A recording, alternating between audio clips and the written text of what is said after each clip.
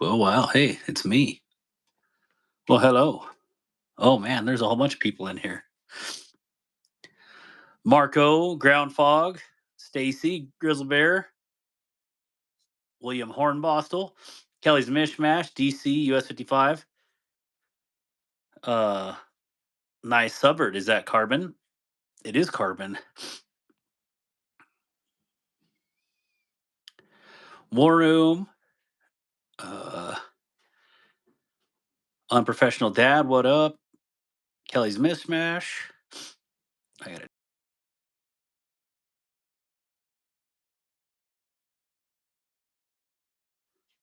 All right. I am on Do Not Disturb. So, okay, good to go. Where is my special little box? Where are you, little box? Huh. I had this really pretty box full of awesomeness. Now I just need to figure out where it's at. Moving this up over here right now. Setting up.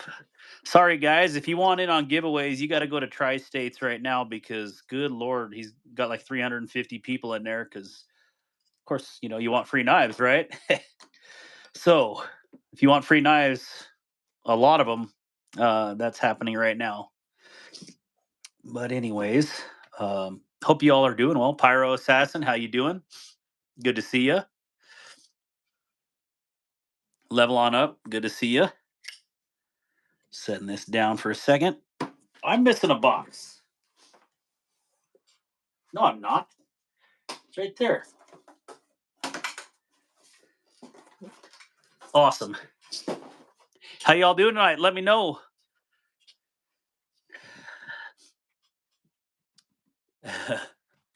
Oh, Tri-State. I guess to get 300 in the live stream, you got to really talk like that. I don't think I can do it. So let's just put some Kaisers up here for right now.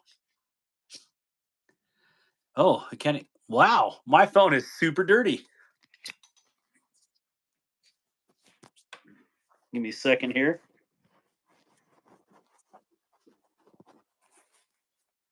All right, is that better? Holy cow. That was bad. What up, Master Sergeant? Good to see you, brother. All right, here we go.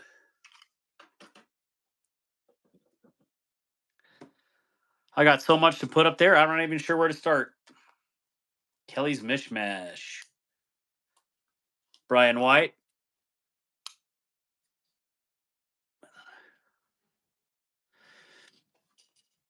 Yeah. I don't need to win anything. I really don't. You can ask War Room. I am the worst at entering giveaways. It's just because I just don't even. It's not that I don't care. It's just like, oh gosh, it's a lot of effort for a chance at something. I don't know. I just don't do it. I would rather give than receive. So I'm a weirdo. How do I sound tonight? Waiting on you to add me. Oh, send that. Wait, let's see if I can do that. Send that again. Sorry, I wasn't paying attention to the screen.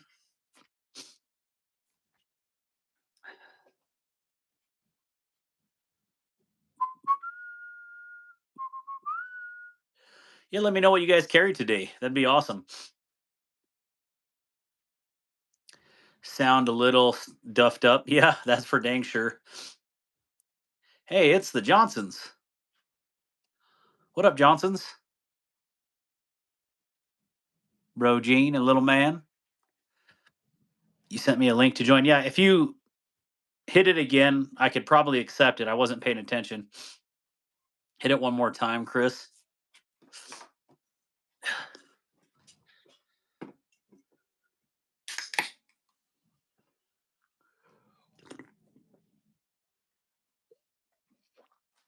There it is.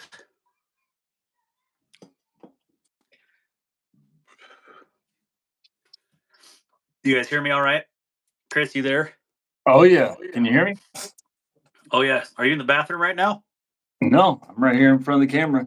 Let's It's see what's you going can't. on. It's black on this end, so it'll maybe update here in a second. I don't know. I have Wyoming internet, so fair warning. Oh, gotcha. It's Okay. it's kind of like the Pony Express. You got to like hand deliver it. I get that. How you doing? How was your live stream tonight? Man, it's always awesome, man. I got these guys are awesome. Guys and gals, they're great. I It's the best part of my week, honestly. Yeah, for sure. Well, I appreciate you reaching out this week, and um, I don't know. It's to say that like there's been a lot of help along the way, but also a lot of like, hey, figure it out for yourself. And it's like, if you're gonna ask me, I'm gonna tell you like straight up, this is how I do things. Oh yeah, And so 100%. uh, it means a lot if people ask me something because I'm still learning at this. So um, it's I don't know. It's been a wild ride. So what made you decide to want to do this? Oh, he wants to see I my bruising. let Oh, me gotcha. uh let me see. Yeah, Uh, man, I got a unique story. I was collecting knives and just growing a little bit. My son was in the military, and so I was sending him a lot of pictures and stuff of my knives when he was going out. And once he actually went into basic, I couldn't communicate with him anymore because he would be doing his thing every day. But they got to get on the internet a little bit here and there to send out emails. So I decided my kids, my younger boys, was like, put some YouTube videos on there. He can jump on whenever he gets a chance, and he can just look at your knives. yeah, So that's literally what I started it for. I never expected anything to come of it, honestly. And here we are, nine, that's 10 months awesome. later, and it's been growing like wildfire. And I don't understand it. I don't get it. I think there's something wrong with these people, honestly. But I'll take it. No, what I think and what I see in you, Chris, and is that you are genuine and you're a family man, and I think that's pretty awesome. That's like your stuff revolves around your family, and so does mine. And I think people like that because I mean, they're your world, and they mean a lot to you. Yeah. So involving them in it is huge. So I think to me that's what like attracts me to your channel. Like I was like, oh man, he's got his boys there. Like I have my boys in my daughter in my stuff, and it's like I resonate with that very well. So Well, I appreciate that. Trust me, I wish I could block them from being in my stuff sometimes, but they don't give me a choice. It's either let them in or the entire live stream will hear them banging at the door like like they're starving and beating each other to death out there. So it's either give in and let them in, or just suffer the consequences. So yeah, well, it's better to have them in. I think yeah, yeah, they they, it gives them they're awesome. experience, and I don't know. I think it's good. Yeah, I they're definitely think it's awesome. good. Let me answer this question on here. It said, Yep. Pyros, Darkwater, you sound good considering. How about the bruising? I haven't had any bruising that I know of, but today or the last few days, my jaw's been hurting. I went in and I have like an infection in my lymph nodes, which is never good. So they gave me a massive shot. So actually debated even going live tonight, but I'm feeling okay right now. So why not, right? And then Pyro Assassin said, "You and the boys going to Blade West this year? We absolutely are." So it's kind of like a father son time, is the way we treat it. So hey, there, I got a camera feed now. There There we we go. go. There we go. Got it Uh, figured out. Takes me a yeah, minute, but so I get it. yeah, me and the boys will be there this year, and it's gonna be. I'm bringing my all three of my boys this year, so it's gonna be epic. When did your son go into the Air Force? He has been in what, about 10 months now. About 10 months. Yeah. Oh, awesome! He's Did he go in advanced, or what career field is he doing? no, he doesn't tell me a whole lot because he got a lot of top secret clearances and stuff like that. I raised my kids. I always wanted to be in the military. Like that was my life's goal, but I didn't get to serve. So I've raised my boys to make that a priority and a focus to serve. So his entire life, that's all he ever heard was to serve your community, serve your country, even if it's only for a couple years. Whether it's a law enforcement, EMT, military, whatever, you got to do some type of service before you focus and worry about your own life. So he heard that, and I thought he was going to go into the Marines or into the armies to become a ranger, but he decided that he wanted to do the Air Force. He thought that had the he's extremely smart. Like he scored a 98 on his ASVAB, so he has a. They had more things to offer, so he went in there. He's doing some stuff with intelligence now. He works on an army base down in Fort Gordon, down in Georgia. He's in the Air Force, but he's contracted onto an army base, and he Yep. does a lot of stuff. He won't tell me. All I want to know is if the aliens are real, but he won't even tell me that. Um, I keep telling him, I'm like, just cough, just cough, just give me a sign if they're real. But he just laughs. But they actually offered him a spot. He can leave the military. Well, not leave the military, but he can take his status as an active away and go into the academy, the Air Force Academy, serve 4 years there, and then come back into the Air Force. But he As an doesn't even officer. want to do that. He doesn't want to do that. He wants to just he wants to do his time. He wants to be an enlisted and earn his stripes and pay his dues. And so yeah, that's what he's doing right now. And I love it. And then I've got a daughter right now who just got back from South Korea. She's working on her doctorate. Well, she's got to get her master's and then her doctorate. Um, but she's working on that. She's wanting to do audiology and neurobiology. So she just got back from South Korea exchange program over the summer, so they're doing Yeah, great. that's awesome. Yep, If someone proud of would them. please share the Unprofessional Dads YouTube channel, please. That's Rodney said, sorry I missed it, who is the guest. So if you want to introduce yourself, you are more than welcome to. Sorry, I should have started off with that. I am a bad Oh, no, host. that's okay. Rodney, buddy, I appreciate you even asking. I'm Chris, the unprofessional dad. Oh, that's what I go by. Just dude, a guy, dad making silly knife videos. Kind of no point to it or anything like that. But I make videos. I'm a full time dad, raising little boys every single day, and that's it. I do EDC and knife videos, and absolutely that's the only hobby I really have outside of raising kids. Yeah, that's awesome. 100% genuinely a family man and a knife nut. Let's see Pretty here, much, going yep. down through the. Can you see the chat all right? Yeah, yeah, I can read it. Yep. Mean to be Kyle. Stacy, I can be mean to Kyle because he's my younger brother. uh, that's funny. I don't know how far I am behind in chats here, but yeah, huge happy birthday to Roger Baker. I think he's 29 years old today. I'm not quite sure, but I think that's about right, right? Roger's birthday, and I did not know that. Roger, happy birthday. I'm sorry I didn't know that, or I would have told you earlier. Happy birthday, Roger.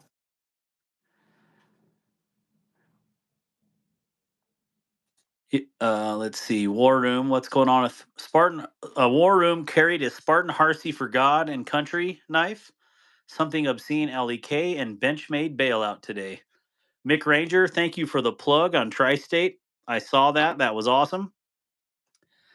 We're just little channels, though. They don't know who we are. It's just a little guy. So, how long have you been a channel, if you don't mind me asking? And how May did you tw- get into this? May 21st of last year, I started. That was the first day I published a video, and I don't know what truly drove me to publish a video that day or what, but years ago, or over the years, my kids have been pestering me, Dad, let's make a YouTube channel, because I see all these other knuckleheads doing, family channels, and they're just absolutely brain rot. And I was like, well, if we do a channel, it's going to be something like quality, and it's going to be educational. So we actually started two channels at one time. We started Dark Water, which is this one, and then we started Family Random Verse. And Family Random Verse is like 130 subs or something. It's super small, but we were doing like DIY videos and stuff on there. And it's this one was a lot easier to drive because of having experience with knives and knife knowledge. But the whole reason, like, for Dark Water itself is I have a disabled veteran nonprofit called Restoring the Bond, which is RTB right here. And Wow. it was to raise awareness for that organization. And it's something I'm very proud of. So it was like, you know what? I can do something that I love and earn like a passive income to kind of feed into RTB. Now, in reality, you making money on YouTube is hard unless you pretty much post mindless crap on the internet. So um, it hasn't paid out for making money that way. But what I did find out is making a gear store, and all the proceeds, or a merch store, all the proceeds from the merch actually go to RTB. So I set it up directly under RTB. So all that money goes directly to the nonprofit. So That is I mean, cool. that's a direct way, So, anyways, Well, yeah, you've that's definitely truly. grown a lot. That's crazy to be just starting in May of last year and you're already at what, 9,000 subs almost? That's awesome. Well, it as soon as I hit 1,000, it really started to pick up. I hit 1,000 at Blade West last year, and I think Pyro Assassin, who's in the comments, he saw how hard I was hustling out there. I mean, I think he was in line at Blade West, and I was handing out stickers and telling people to join my channel, like going down the line, everybody indoor and waiting to go into Blade West. And I hit everybody. So I mean, I had 1,000 stickers, and I got rid of them. And as soon as the doors opened, as I was walking to the first booth, I hit 1,000. And or no, I was at 999, and I walked up to Sog, and I told the vice president of Sog about that, and he's like, "I'll join right now." So he was my 1,000th sub within 10 minutes of Blade West opening. So, That is what an epic story. That is awesome. but ever That since is then, awesome. I think the live streams is, I mean, to me, that's where the growth truly happens. So, like, on any given night, like right now, we have 46 people in here, which is kind of crazy because considering Tri-State just had 350 in his, uh, that there's actually 46 people in here because everybody wants to be where the free stuff is. I Right. can't I afford don't that. blame I 'em. I Yeah. wish I could. I can do it on Ozarks and you know stuff like that. So yeah, I don't blame them either. I want a free knife, but I don't like the effort. I don't even want to No, go yeah, comment I on the hear you. video. I hear. I made a commitment going into this. I never expected it to grow or anything like that. So basically, and that's something I was talking with my children's mom about earlier. Something you said about there's no money in YouTube. My kids all the time talk about the fact that I'm making YouTube videos. We're going to be rich. I'm telling them like, there, no, you have no idea. You've got to be like, you know, massive to make any money. You just can't. So anything that comes in goes right back out the door for me. That's how I can fund the Same. giveaways and Yep. stuff like that. I just what little bit, a couple. I mean, it's literally a couple bucks, and I just spend it on buying a knife to give away or something like that. So it's just giving back to them because the community does so much for me. So I just try to give back any way I can. Yeah, absolutely. Yeah, the kids are always like that. "Yeah, we're gonna be rich." Like, no. And truly, like, if you want to be standout, you know, anymore, I think being normal is a standout because you see the ones that really blow up. A lot of them have a facade, and I think that's what Yeah. struck me most is getting to meet some of these people in person. They are not the same way on the than they are on the internet. And I'm like, I can't do that. I can't be someone else. I can be me. That's who God gifted me to be. And that's who what I'm good at. I mean, I have a whole lifetime of practice at that. Why would I change myself for people on the internet? Like, I don't understand that personally. I want to understand if you're I like in I WitSec or agree. something, but I would rather be real and genuine. So I agree 100%.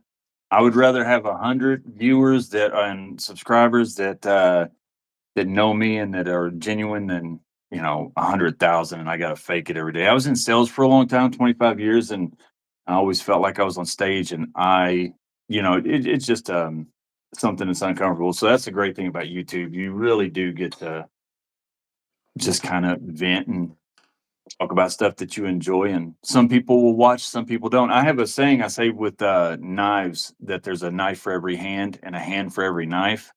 Um, Oh, that's pretty and cool. and what that means is it doesn't matter, what the knife is, somebody somewhere is gonna love it, and it doesn't matter who you are, there's a knife somewhere that you're actually absolutely gonna love, that's perfect for you. Um, and the same thing goes with channels. Even if you're a small channel that, is just making a random comment, there is somebody somewhere that's gonna, watch your stuff and just absolutely love it for one reason or another. So, Yeah, just do what absolutely. you do and make what you wanna see, and the people who are supposed to be there will be there. Yep, that's right. Huge call out to Stacy Bolster Blades for 7 months as part of the Anchor crew. Uh, Thank you, Stacy, for your steadfast commitment and being on here all the time and just absolutely kicking butt and taking names at modding. Thank you for being the troll master. One of the other gentlemen on here said, what did he say? What about behind closed doors? Same guy, even with you, woman.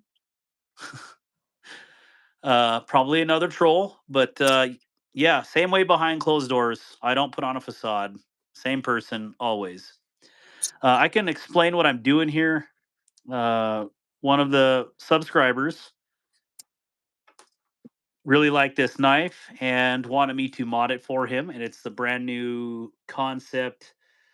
Gosh, I even forgot the name of the knife. The Nawal. But he wanted me to do a custom ano on the black. We're gonna do some custom etching right now while we're sitting and chatting. So the goose said, That's "How did your cool. surgery go?" It did really good. Um, I get my packs out on Thursday, so I'm excited for that. What's up, Chevy? So yeah, what do you think? Have you ventured into modding or anything at all, or what did you do before stay at home dad, Chris? Modding. Listen, I can barely figure out how to work a phone, let alone, modding knives. I've got some, bug out skills that have been sitting over here. The Jimmy Crow, I don't know if you know Jimmy Crow, uh, I've heard wonderful, of this wonderful. crow. Yeah, he's a wonderful guy. He mods a lot of cool knives and stuff. He sent me some bug out scales to, and they've been sitting over here because I'm absolutely terrified that I'm going to get it apart, not know how to put it back together. So yeah, I haven't dove down that aspect. But what I did for a long time was, um, I was in sales. I was really really good at it. I don't know why, but I just always had a knack for it and done really good. And have you ever heard of Kona Ice? I've heard of Kona bikes. Well, Kona Ice is they sell snow cones out of the Oh back of yes, I trucks. have. Kona Yes, Ice. I worked with two other men, and we put water purification systems, water distillers into hospitals, pharmacies. But I built a residential program to where we sold them to homes as well. It's just something I was just always good at, marketing and stuff. And one day they came with this story of an ice cream truck, story with his daughter, and he said, "Do you think there's any money in it?" So the next thing you know, we started talking about it, and Kona Ice was born, and I put a lot of ideas into that, and now it's about to be sold for $1 billion to a major corporation. It's the fastest growing novelty chain in the country, grows faster than Baskin Robbins and Orange Leaf. But that's what I did for a long time. Now I don't get any part of that because I left when I was going through a divorce and went camping for a couple years and hiking the Appalachian Trail. But I didn't feel like I deserved it, so I never went back for anything. But that's the kind of stuff that I done and was wow. into that, and now I'm a full time dad. Just raising little kids and trying to enjoy life the best I can. Enjoy Well, knives. that's the most that truly is the most rewarding job out there is being being a dad, I'd say being a husband too, but I don't know that situation, what happened there, but you know, life is short and they grow up so dang fast. So Yep. I tell people all the time, your kids have a dog in the fight, but they don't get a vote. So it's up to us as parents to make the best vote we can for them. So I just try to do the best I can to give them the best life possible, spare them from anything that you know that they don't need to experience or endure, and do what I can. So it's a what rewarding questions? job, though. Go ahead, Chris. I was just going to say it's a rewarding job. Oh, absolutely. I just had I had to drive. Living in Wyoming, it's nothing's ever close, nothing's ever fast. Um, I guess it just teaches you to slow down for everything. But I just took one of my kids with me today to go get meds because it's 30 miles one way to get meds, 30 miles back, and for this awesome infection. Well, anyways, it's just good to spend that quality time in the vehicle, even if it's just one on one, no media, zeroed out, just you guys together being dudes. And so what a blessing to even just have that time. And my kid, he was pissed that he had to go at first, though. He's like, why would I have to go, Dad? He's 12. And it's like, I would rather be on iPad or playing internet games. And it's like, well, because there's more to life than that digital stuff. And we got into a pretty good, I don't want to say philosophical conversation, but just a good father and son conversation about just actually getting spend time together, and putting things into perspective, and in order of precedence too. Like, is it more important that you stay on iPad, or is it more important that you spend time with the ones that you love? I made a joke, like, it was like, I'll be on my deathbed. Let me back up. So I came back from Afghanistan in end of 2019, and Thank you for your service. I have oh, thank you. What do you call it? I haven't, well, this disabled veteran nonprofit, restoring the bond is restoring the bond with your family, with God, with other veterans, and with nature. Okay. So I do this organization, and the exact same thing that I try to help bring veterans out of happened to me. I came back and I was completely mentally detached and I didn't even know it. So uh, that was a hard thing for me, and it took my wife pulling me aside after I don't even know how many months, after 6+ months being home. She's like, "Babe, I need you. I need you to be back here." And I'm like, "I'm right in front of you." She's like, "You are standing in front of me, but you are mentally not here." Because every time something would happen, I would just fade off into Call of Duty, and I would go back into just doing what I did best. And that's the thing, is I didn't realize that I was using video games when I was overseas as a way to cope with all the crap that was going on around me.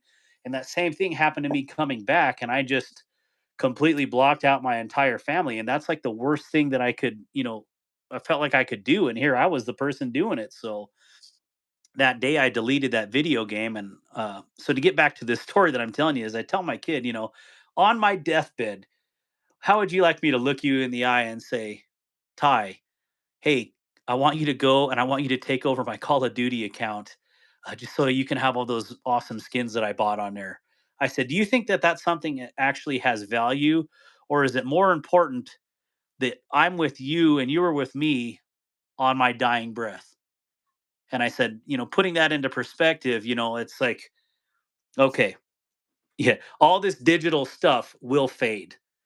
Oh But yeah, truly the only thing that you can put in is your time with your family, and get that back, because those are the ones who are there from the beginning to the end. So hopefully, and it's our paths along the way, that we forge those relationships and keep those relationships and fight to keep those relationships. So anyways, well it's said. good to have that father son talk in a captive vehicle going 70 miles an hour down the road, where you can actually just have that without being unplugged. There's not even any cell Absolutely. service. So Yeah. Yeah, so I've said it before. when you're on your deathbed, the last you're not gonna be asking for 15 more minutes of Call of Duty. You're gonna be Yeah. asking for 15 more minutes with your family. So, you won't wish, "Hey, man, I wish I had gotten to play a few more rounds with my buddies on that map or something on shipment." You know? Yeah. And I had to learn that lesson as well, going through different situations. There, you said it best. There's a big difference between being in the room and being present. So, there's a massive difference, and being present is what is required and needed. So, Yeah, well because I said, mean, man. I appreciate we what you're doing. we could absolutely, just and we all of us do it if you have a cell phone. You'd be at the dinner table unless you have a no cell phone policy, which is probably awesome. But you could be all at the same table or all in the same room and no one having a conversation. You're just immersed in your own world or digital world, and it's like, man, we got to fix this. And I think that's one of the issues with this, or I know that's one of the issues with society, is there's Oh, for no sure. personal contact. Everything has to Yep, be so divisive, but truly, you put down the iPhone or the iPad or the channel changer, you put aside these, political, what do you want to call it, labels, because that's really what they are. And if you just talk to people, it doesn't matter if they're Republican or Democrat, liberal, conservative, center of the line. It don't matter. If you invest your time into people and you look people in the eye and you be a neighbor and you strive to be better, guess what? It doesn't matter. You're just people and you're all trying to get yep. through it. Social media was meant to make the world a smaller place where we were all more connected and bonded, but all it's done is driven us farther apart. So, yeah, I completely agree, 100%. That's a good thing about these lives and these chats and stuff. You get to get on here, and I have a strict no politics or anything like that. When we're having our lives, I tell everybody we all have our political views, but don't come on here, arguing over politics. This is not the place. We talk life and family and DC comics and sports and Call of Duty, So stuff I like that. assume you're team DC, not team Marvel. Oh, 100%. Yeah, I'm a Superman guy. I love Superman. Love Superman. He is the greatest. My kids tell me that I'm so wrong, but Superman is, just for all of you watching, the greatest superhero in the history of superheroes, just so everybody knows. I mean, I think that's pretty much a debate that has been closed for a while. He is So the best. I will interject that I grew up in a very not strict religious home, but I mean I grew up literally in the middle of nowhere. No cable, none of that crap. So when I got to go to my cousin's house, they had comic books. I was like, I dug all of it. That was back when Ninja Turtles came out, so it was like Oh, yeah. definitely Yes. had to. I was into Ninja Turtles and all that. But anyways, long story short, when the Marvel craze came out, I was like, oh gosh, these are so cool. Like I never knew anything about Marvel characters. But then as I get into the lore and I think I said this on one of your very first live streams that I went on, and this was a long time ago. I put on there that the Green Lantern animated series on, I think it's on Prime right now, or maybe on HBO Max, which is through Prime now. Um, that is one of the best series I've ever watched, adult or children. That aside, Really? and that's the one that it's like I don't remember if it's one or two seasons or three seasons, but anyways, it's awesome. I I need mean, to check that out.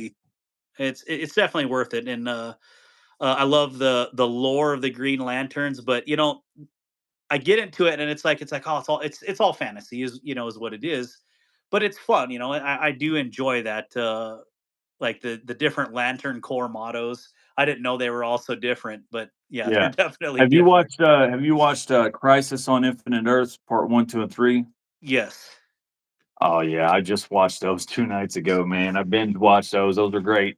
Any other time, I'd be making fun of a grown man watching cartoons, but listen, I couldn't help it. I love some DC, so I watched it with my Yeah, kids. me too. There was one though that I watched, and I think it was on the way back overseas. This is around 2017, 2018 time frame, and it was Harley Quinn and Nightwing, and that is definitely not one for the kids at all. Oh, So yeah, don't listen, ever talk about that. let your kids watch that one. I was like, are you Listen, kidding me? I'll I'll spare all of you all. I heard about the Peacemaker show, so I was like, "All right, it's DC." Didn't think anything of it.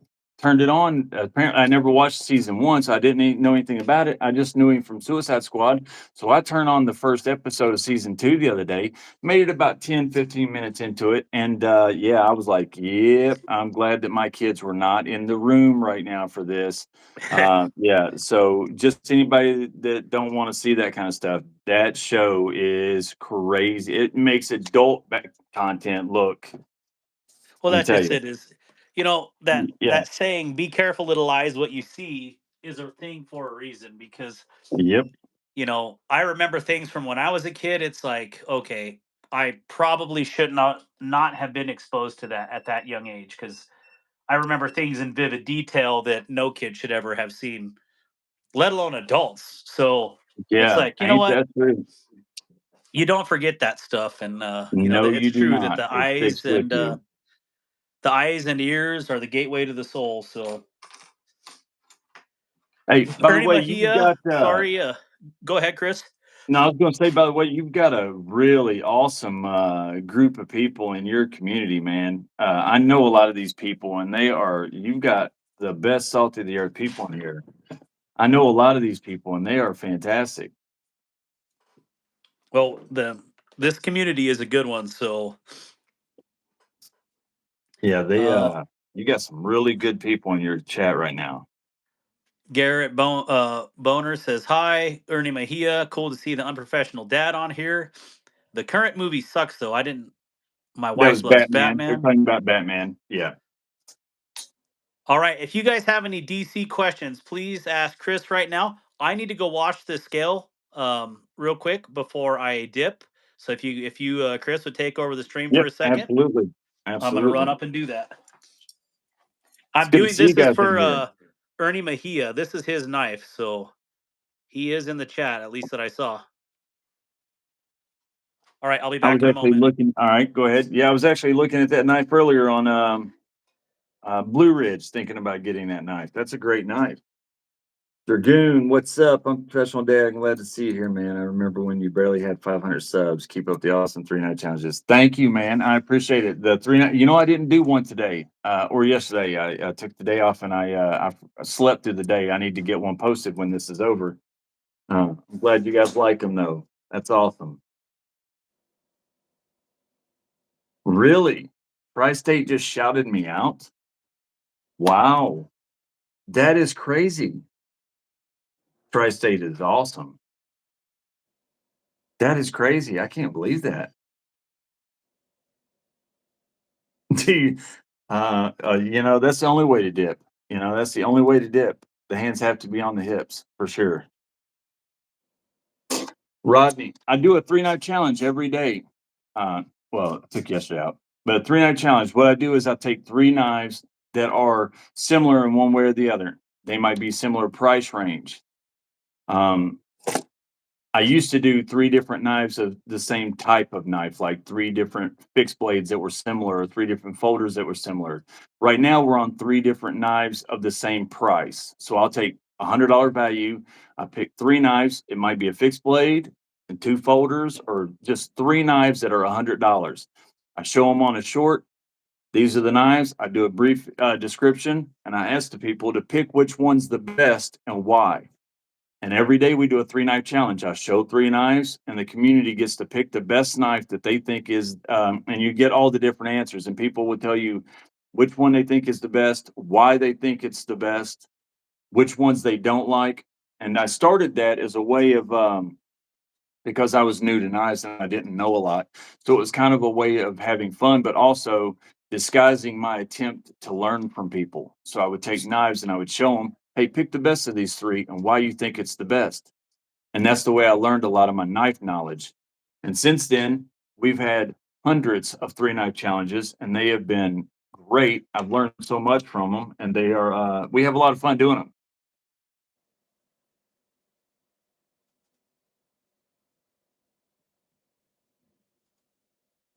Wow. I had no idea. That is pretty daggone awesome.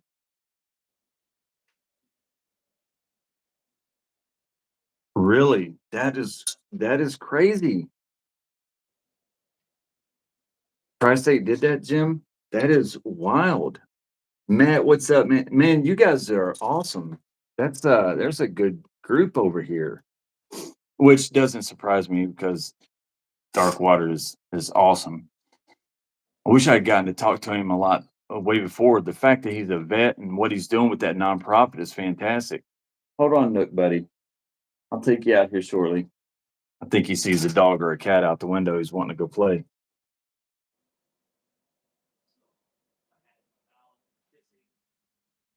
Yeah. Yeah. For instance, 200, let me see. All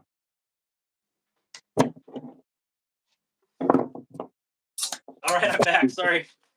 I'm going to show them a really quick version of a 3 night challenge because they wanted to know what is the 3 night challenge. Yeah, I'm curious too, so I'm glad I made it down All for right. that. All right. So let's just pretend that these are 3 knives that are of the same value. They're not, but just what's up, guys? Chris here, Professional Dad, back with another 3 night challenge, and I'll give them all right. Today's price range is $200 or $300, and all three of these knives are going to be in that same $300 window. Now they might be $10, $15 apart, but they will be in that window. And all you need to do is tell me which one you think is the best of the three and why you would pick that knife. With that being said, these are today's 3 knife options. And I'll be like, all right, this is your first option, and I will give the description. This is the Kunwu Django titanium handles. It has a clip point Elmax blade.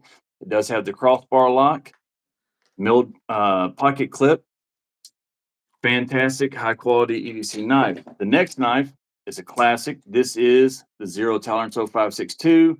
I'll give a brief explanation of the 0562 and everything that's on it. It's a frame lock, the 20 CV blade, titanium and carbon fiber handles. And then the last one is the MKM Hero. I will give an explanation of this knife, and I'll be like, and those are your 3 knife choices. Which one would you choose? I'm Chris, I'm Professional Dad, and I'll look forward to your answers. And then I post it, and then everyone will come on there and they will pick the knife out of those three that they think is the best and which one they would buy if it was their money. And then they tell me why they would pick it. Well, I would pick this Oh, knife because it has the best blade steel or the best handles or the best ergonomics, or just because they like it the most.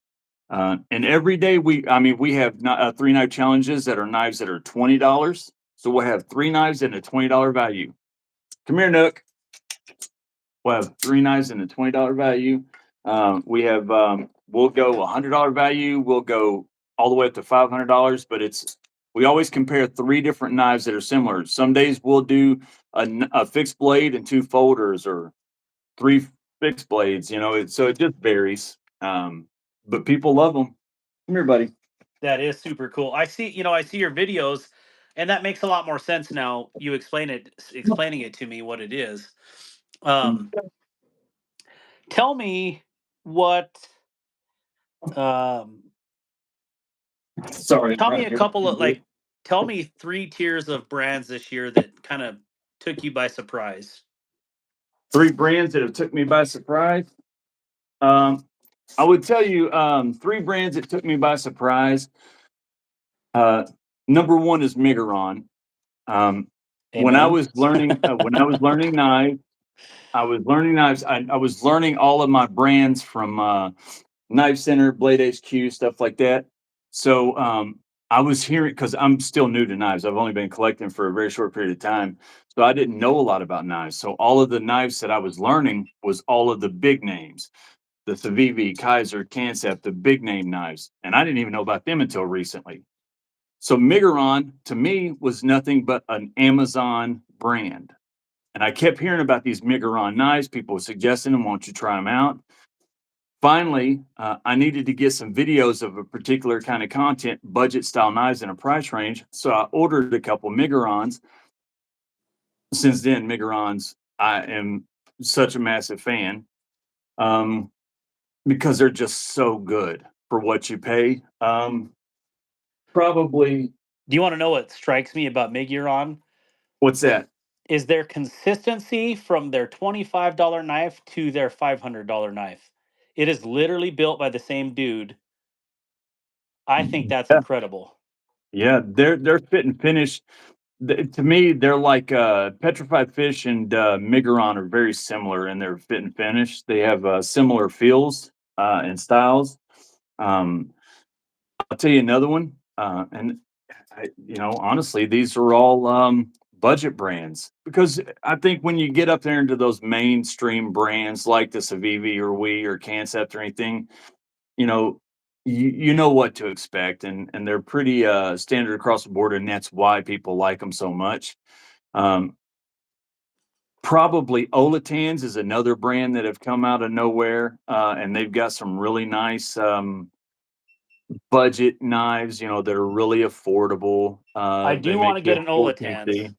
Now Yeah, that you they say that, I have $100 credit on my Discover right now, and I think I'm going to use that on something. And a Olatans might be exactly what it's going to be. So I would recommend it. I don't know if you're big into fixed blades. Like I'm a massive fixed blade fan. I love fixed blades. I love EDC and fixed blades.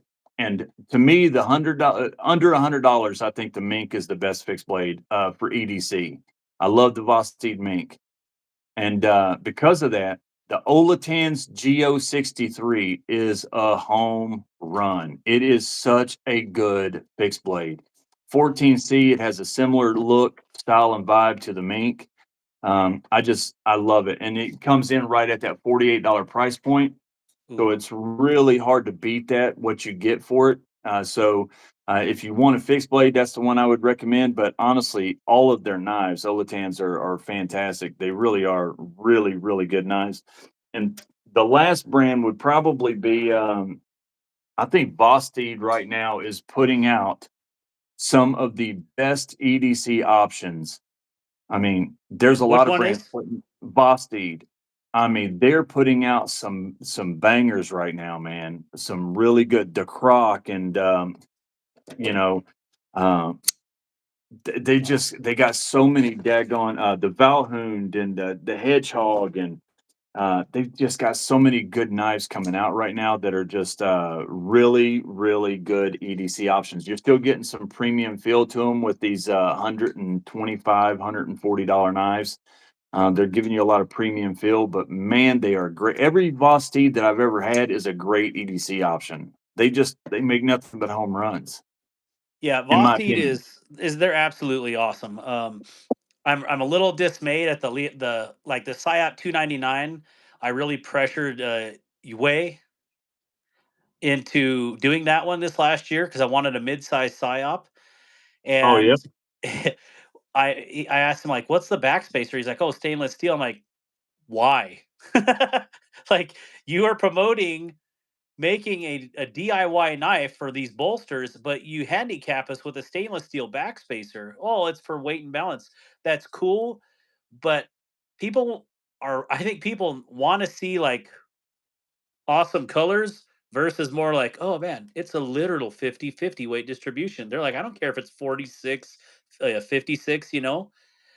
yeah. Um, I get form over function, trust me.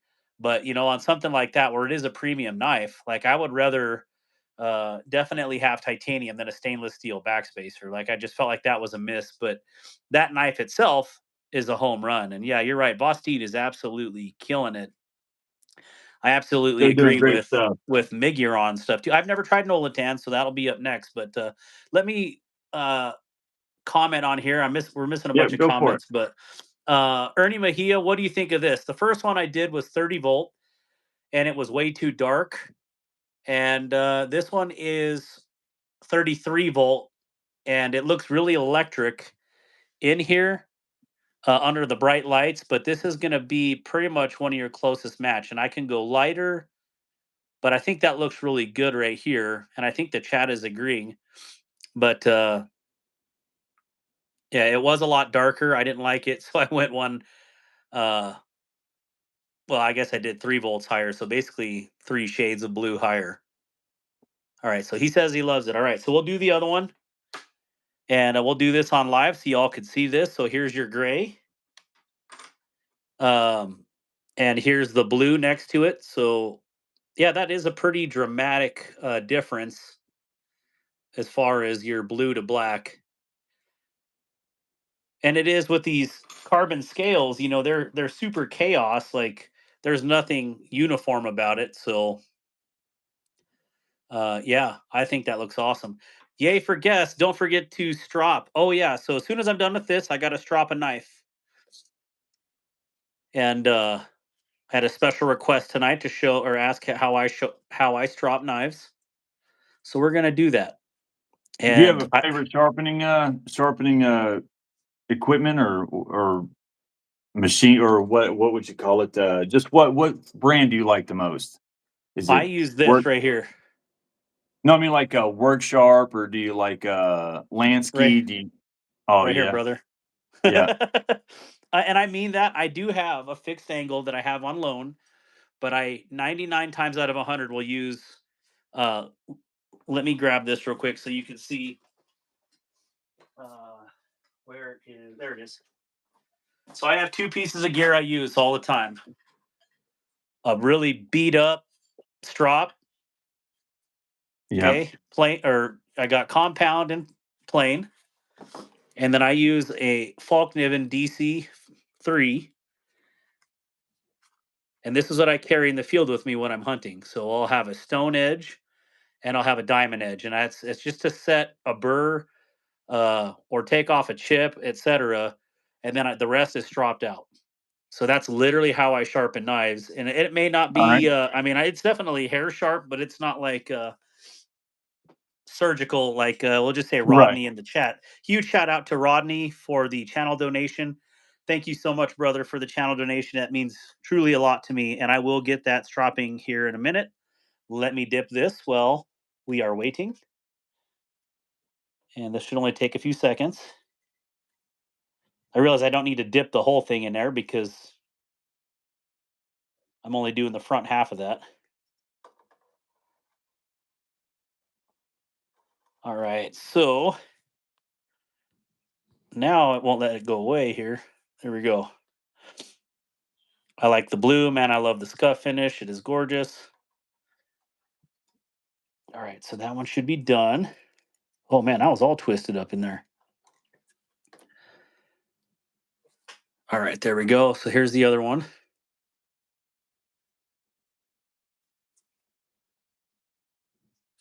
I wonder if I want to add a little more blue to that than that, or let's put them side by side and see.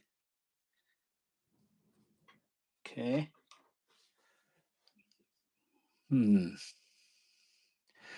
I think I should add a little more scuffing onto that. What do you think? The one on the left I like a lot. Yeah, I see maybe a little here, a little more up front here. But let's let Ernie answer that. This is his knife, and uh, I love to see the Mo Blue. Not sure that's how it's spelled, but I'm smelling what you're stepping in there. I appreciate it. Yes, more blue. More cowbell, please. All right. So so yeah, Migurons. I think the first ones that I got were the Talism and Parism, and I was absolutely blown away at $25 a knife that those things rocked that hard. So that kind of started selling me on them, and then all of their $50 range is just incredible. So uh, and as the higher you go, I mean, I think yeah, I mean, but any price range that they have value, and I think that's what's awesome about Miguron. What's your opinion of Two Sons? I've only got a couple of them, and I really like them, but I hear mixed reviews. Like I hear some people say that they're absolutely fantastic, but they don't hold up well, and there's a lot of QC issues. And then I I hear think other that's what people I've that are heard is absolutely in there's love with them.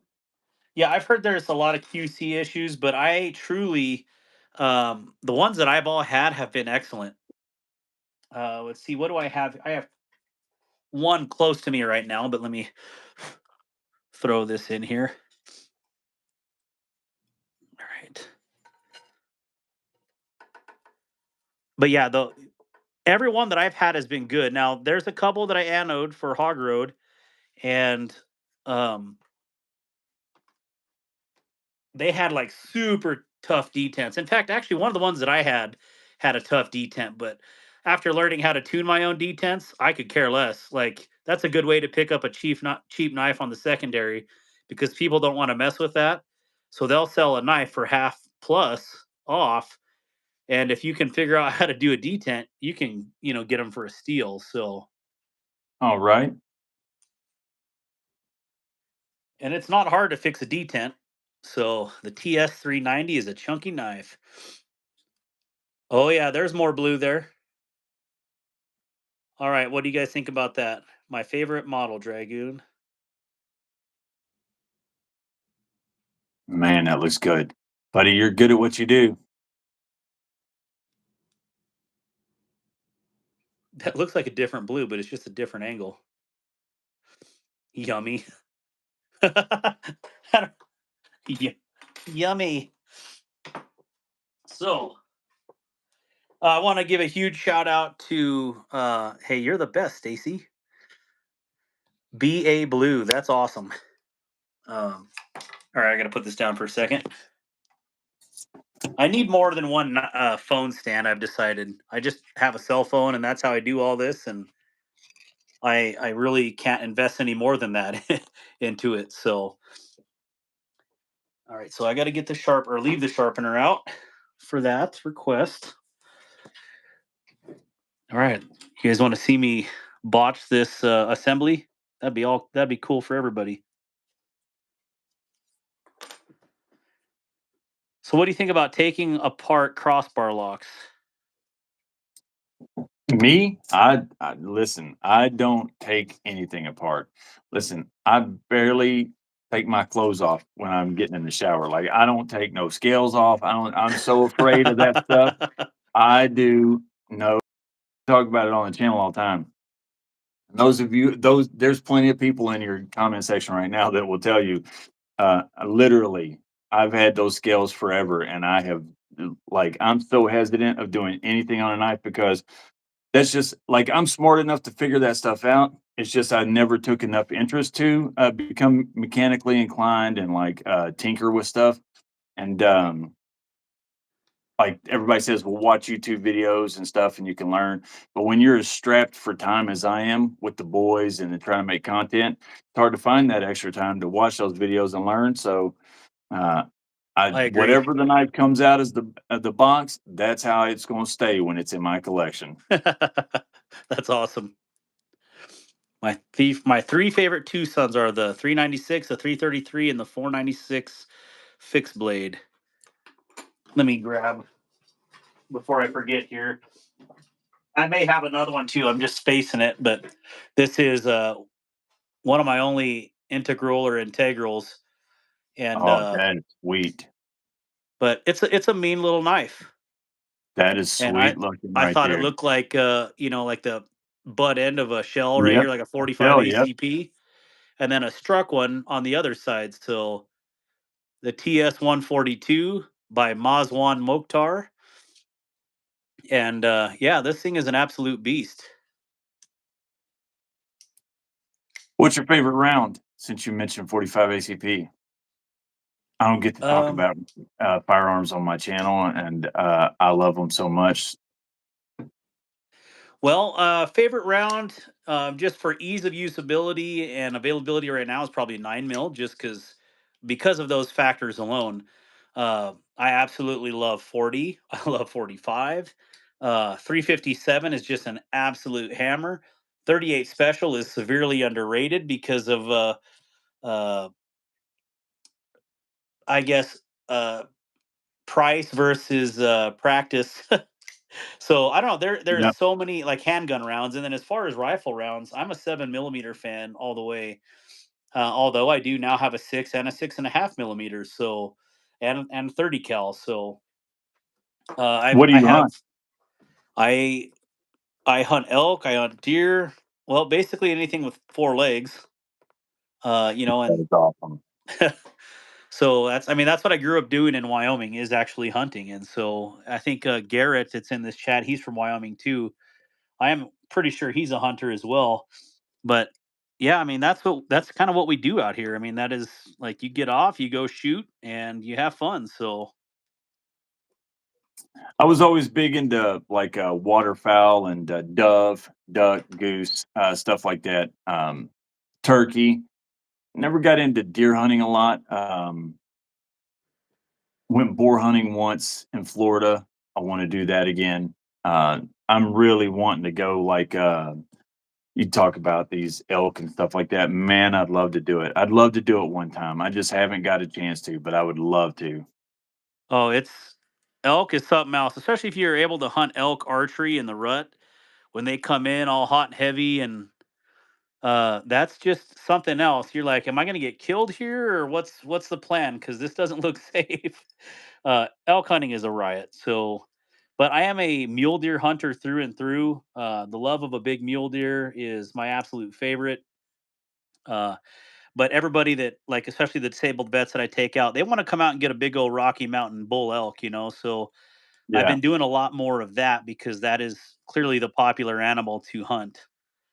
But again, I'm a mule deer hunter through and through.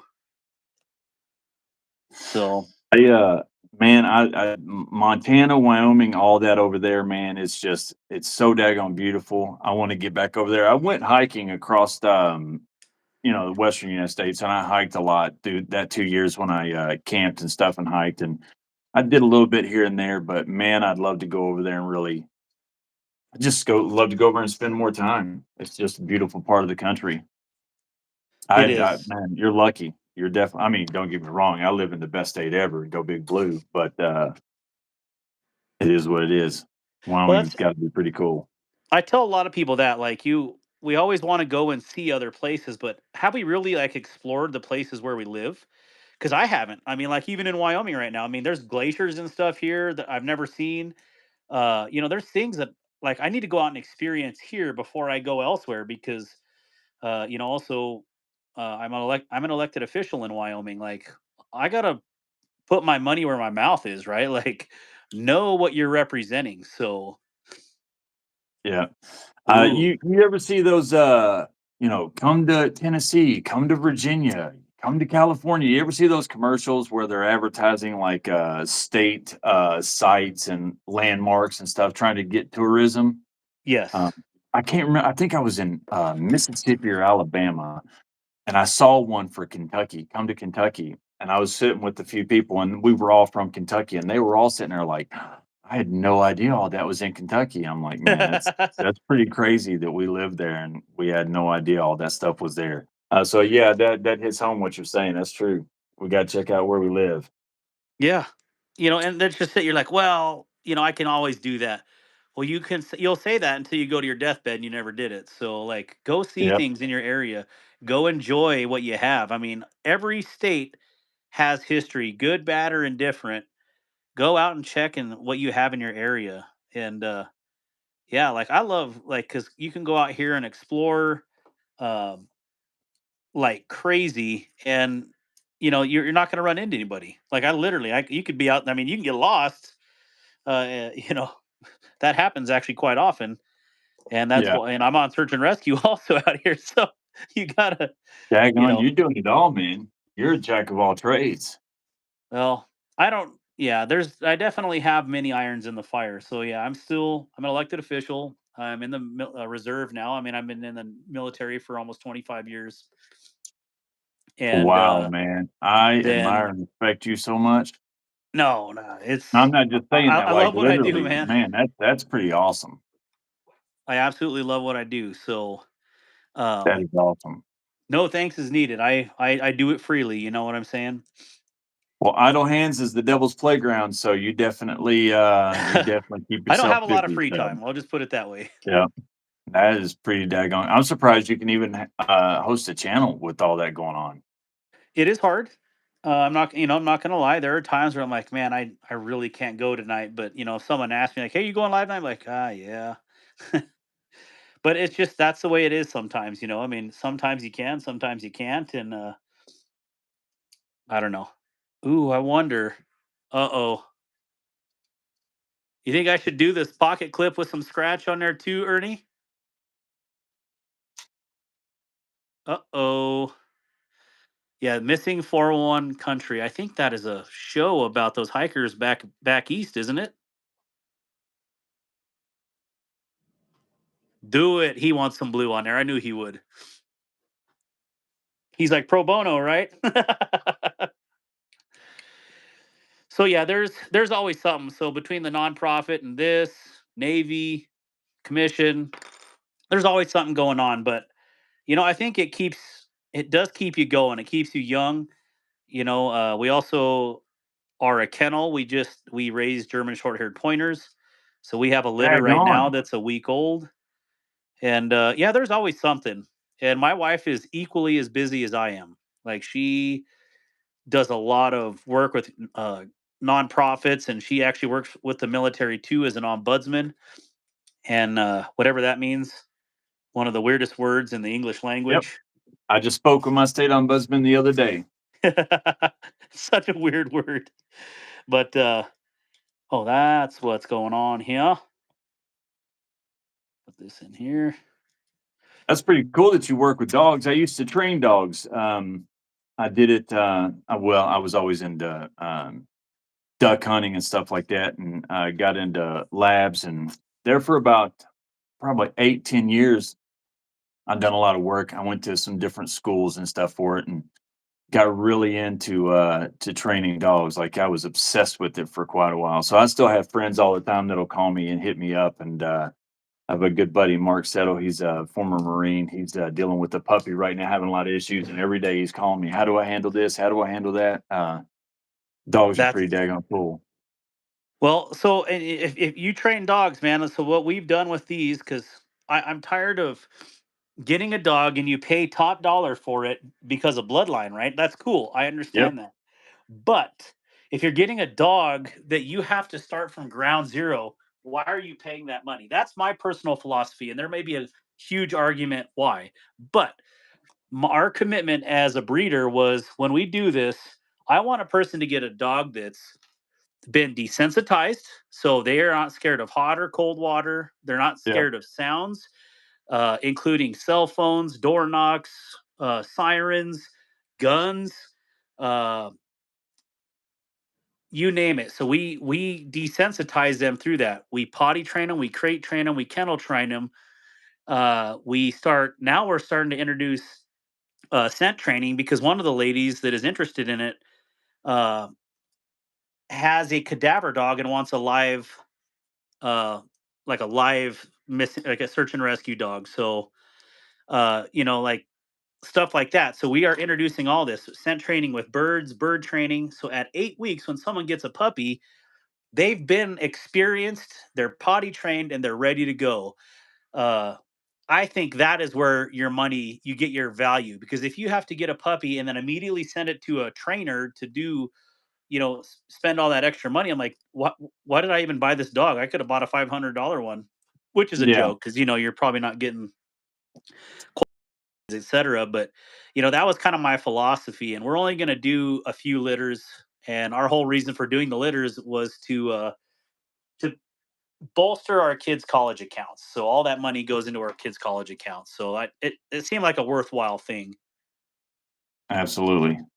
All right, so here's a little hiccup. So like you start getting into my dog thinks he's a Mel. Um, Good evening, SC Knife Monkey. Yeah, please go check out the Unprofessional Dad EDC's channel and give him a sub. Also, if you have a channel, please mods post our other channels in the chat so everybody else that's in here can go in there. Um, so when you get into knife modding, there's little boogers like this that happen. Okay, so here we have a titanium clip, and you have a little steel stud in there, and you can only ano basically. Let me see if you can see this, but this point down. Let me zoom in because this isn't coming out even with a strong magnet. I can't get it with Nipex. Yeah, that's in there. Um, so because I'm only going to go on this top part, I'm actually kind of saved by the bell, as you can see, because I only need to get the water level up to here to change that color. So I will get the blue onto here. So anyways, it's little boogers like that that really make modding kind of a pain in the rear end sometimes. A lot of these companies, they'll be like, good pivot, good pivot. We're gonna fill this pivot completely with blue Loctite. So that's the kind of stuff you're like, okay, I'm trying to do a professional job for somebody, and then you're like, hey, dude, I can't take your knife apart. So I'm sorry, I can't ano your knife. So anyway, stuff like this, like you get a whole knife where it's like rocking and rolling, and what if that pin was in the middle of here? I couldn't even get a good ano job on it because it would look ridiculous. So anyways, just small complaints, but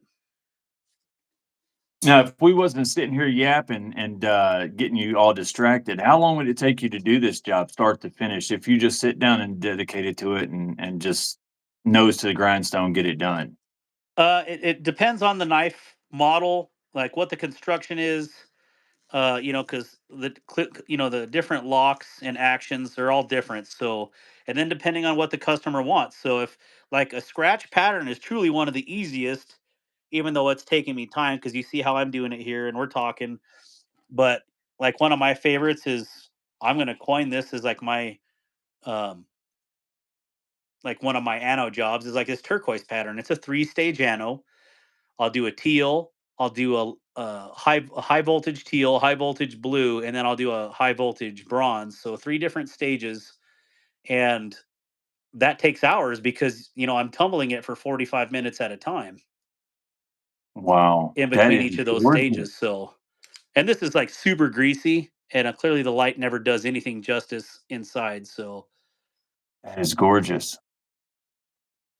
but though it could be anywhere from a half an hour to an hour to 5 or 6 hours. There's couple guys in the chat right now where I've spent days on their knives.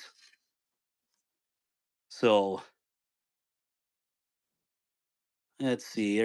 I think there's some good blue on there. I might get a little to the side here just to get a little streaky. Streaks on this clip are good. Streaks in your underwear, not so good. So that's your food for the thought for today. We had that conversation with our children. All right, there we go. So some silverish. Oh, Help with Gadgets is in here. Shout out to Help with Gadgets. Yeah, you got some awesome people in the chats right now. I'm truly surprised anybody's even in here though. Um, just one of those days. Oh, I put the whole thing in there. Here, and let me show you what I mean by uh, what happens when. Oh, try not to hit all the buttons while I do this. All right, so I'm just gonna hold it so you can kind of get the gist. Oh, oh, here we go. Got to pick it up one-handed. All right, so let me turn to the side. Are we good? Zoom? I don't know. Anyways, can you see the stud there? Yep. I don't know, maybe. Kind of sticking out at the top of the pocket clip. Well, I'm going to dip it in, and you'll see the amperage, the A there. That's going to tell us the whole story, right? Like, oh, we got good amperage there. But as soon as I stick the steel in the water from that stud, see that? We go from a relative like 100, under 200, zero point 0.2 microamps, then all of a sudden, go crazy. But that's when the steel hits it. So I don't want to drop this in there, but here we go. And then as soon as I hit the steel, so anyways, that's the finickiness of this. So you could still do it. It's just not as easy when you gotta be careful like that. So, well, here I'm going to show a perfect example of that. Uh, this knife right here, I did a custom ano job. Had a locked stud in there as well. You could see where the voltage changes, like big time. Purple, purple, bronze. Like it would only get that height because that steel stud was stuck in this pocket clip too. So pretty crazy, but I decided to do the backspacer kind of the same way, do a purple to bronze fade. So, anyways, That is so cool. put this back in the cradle. All right, we better pay attention to the chat. I don't want to alienate the chat. Oh, so and I do want to apologize to you, Chris. I we had to laugh about that live stream. I was getting on the airplane back from Atlanta, and when you're talking about Darkwater and his handshake or dark matter, I think was Oh, what you called yeah, me at the time, and yeah, um, I always and you hit the nail on the head. Uh, you believe in a firm handshake, right? Like your handshake means something. yeah, And that's the way I grew up. My grandpa and my dad were always like, "You better shake a hand, and you better shake it like you mean it." And I'm not here to play like dead fish, cold fish games with handshakes. Like I look you in the eye, and I'm like, "Hey, man, nice to meet you." So it wasn't it wasn't trying to hurt anybody. I mean, I shake the yeah, same way with everybody. So and it's never actually never an actual strong like grip. It's just I don't know. I just have weird hands. It's probably why I was a good discus thrower. So but these hands are called Captain Tiny Hands from War Room EDC. He wants me to wear a shirt or actually put one on the merch store, which I think would be hilarious. Captain Tiny Hands. So they actually aren't tiny, but we're going with it. So that's awesome. I Yeah, didn't I expect definitely you need to to go on be there and buy 6'10", something. though. You know that I was like, oh my gosh, this is a big dude. Oh, yeah, I've had other people say that they were shocked and surprised at how my neighbor every time I walk outside he'll just look at me. It's like, man, you're a big Bigfoot. guy. No, Yeah, he's like, that's you're awesome. a big dude. I forget I sometimes how you just take it for granted. Oh, that's awesome. So yeah, we that was the first ever and only ever video that I remixed was the handshake. So I appreciate that. So my reaction video. That's awesome. I have to go on there and check that out. All right, so this is Man, that it. looks good. Where is my rag? Somewhere in this collection of craziness. Yeah, so that's it. This is the Wall by Concept, designed, oh gosh, by Javier Garcia. And I commented on Concept's post, and I don't know why I said that, but anyways, I said it looked like Moto Moto from Madagascar, and he said that's what my wife says too. Says Javier Garcia. So we have the same thought about this knife. So it's really cool. This is a super dope knife. Yeah, I like it a lot. That is nice. What if you temporarily cover that stud before you put it in the solution? Something non-conductive. Yes, I could paint it with nail polish and I can ano because as long as there's no surface area, but then I have to let it cure and then you got to take acetone or whatever to it to get it off. So it's like, you know, it, everything adds time to this. And when you have no time, I have to do what I can. So I hate to complain about time, but I really truly don't have a ton of time. So yeah, I really dig this. I think he's gonna love it. I mean, I love it. Cool. So, That looks great. so for budget entry, now what about in like the $100 to $200 range? American, Chinese, South African, I don't care. Italian. What has kind of intrigued you? Probably the 15V Spyderco's. I'm really on a big 15V Spyderco kick right now, trying to get as many of those as I can. Um, just by the way, speaking of that, for all the people in your chat that don't know, we are actually giving this one away on Oh, the channel here soon. This was donated by Master Sergeant. It is a 15V Para 3 lightweight. It with has Barclay. custom Barclay CNC titanium handles. They also get a Spyderco flag. They get a ton of patches and Spyderco stickers, patches and stuff. They also get a really cool Spyderco lapel pin. Wow. They get a Spyderco coin. They get a baggie with a bunch of S35 VN donut holes from Spyderco knives. I think that's S35 VN. I think that's what he said these are. And then, of course, they get the knife. We're giving that away soon on the channel, and it's a free giveaway. All my giveaways are free. I mean, I have one giveaway every month. It's the last day of the month. That's for premium members. That's the only content I can really give premium members is doing a giveaway. So I take all the money that comes in from premium members and get a knife with it, and I give it away to them. I don't keep any of that money. But other than that, it's that knife right there. Um, it's gonna be mine when I win. I hear you, DC. Good luck, man. Somebody's gonna win it. Might as well be you. But yeah, That's we awesome. I remember Master Sergeant saying something about that Spyderco getaway or giveaway, but yep, without direct contact, I forget things after the chat and it just goes away. But Master Sergeant, good on you for doing that. I yep. think Master Sergeant is Army, um, and it just shows how much the Army hates the Navy. Thank you, Master Sergeant. I hear you. Listen, Go Navy. I This say it I all the actually time. ordered Barclay for this Oh, weekend, that looks good. That looks really good. That so looks they'll really be good. now. You have the cooler Barclay versions. I got the the diamond ones, but I'm going to get that exact version or those scales uh, down the road. So yeah, Yeah, that they've got some really cool stuff.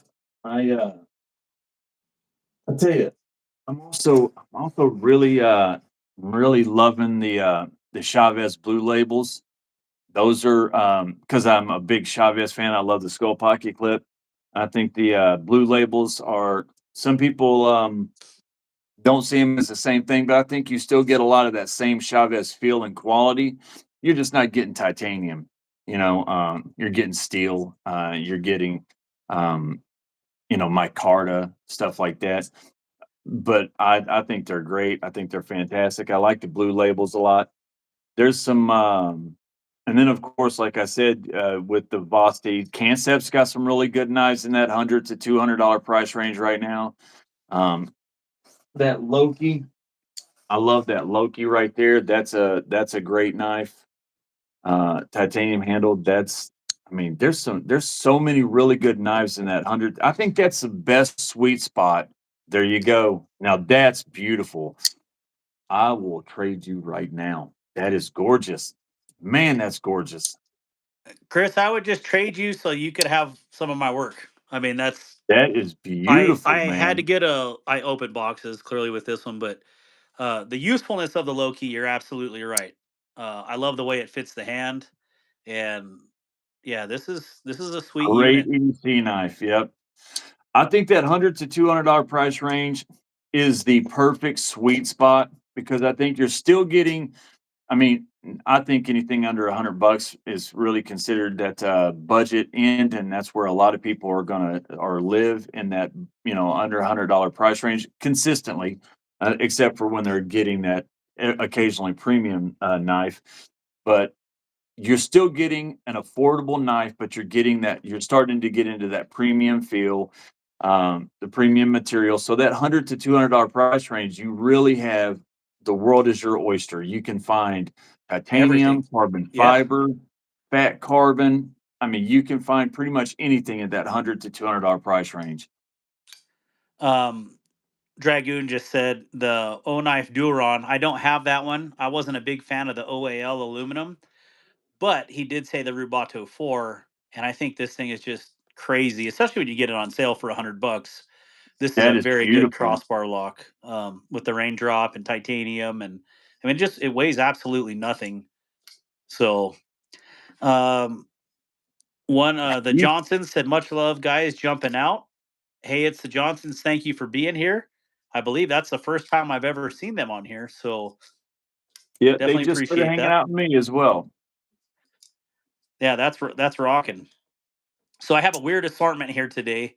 Uh, this is all the stuff that I got in this week. This is one for review, and this one is going to be a members only giveaway. This one has a whole story in of it, but yeah, this will be a giveaway knife, and I just think this is such a interesting design.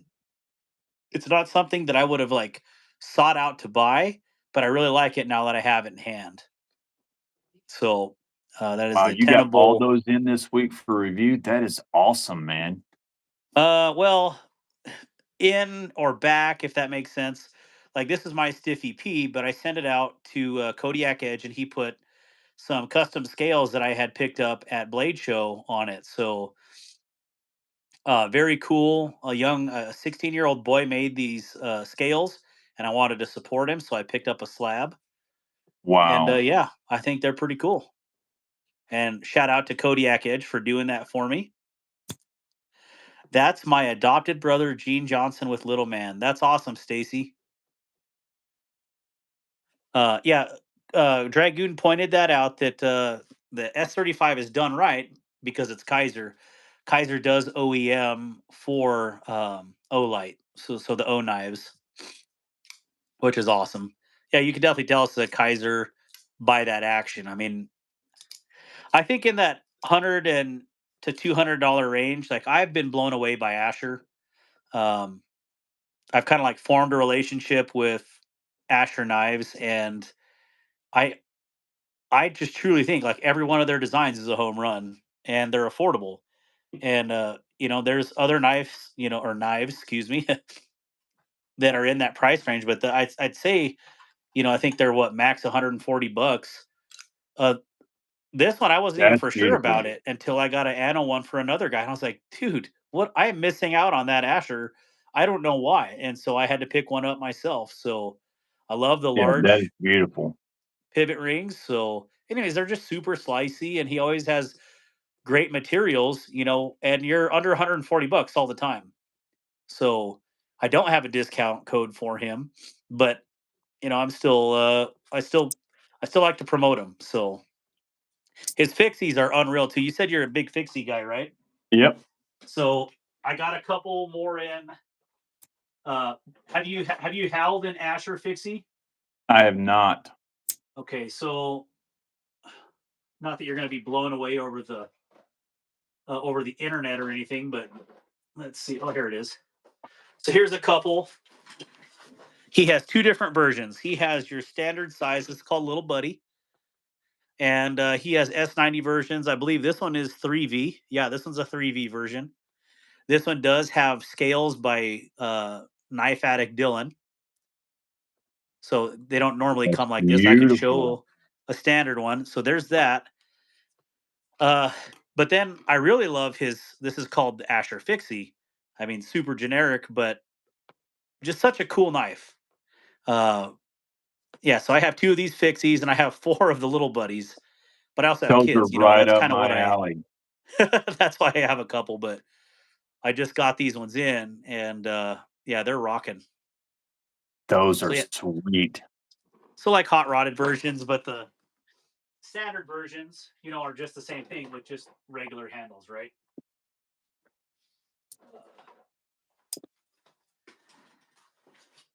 So here's the little buddies with standard micarta or mill G10. Those still look great. I love that knife right there. That is sweet. Yeah, and these are S90, so like it's a good EDC sized fixie. And what are those running? $100. Oh my gosh. I'm in. Yeah, Asher's incredible, and he does answer you on social media, which is great because a lot of the companies don't at all. Yeah, I'm definitely in. I need that. I love those scales that you have on those two fixed blades right there. Those are beautiful. Where'd you get those scales at again?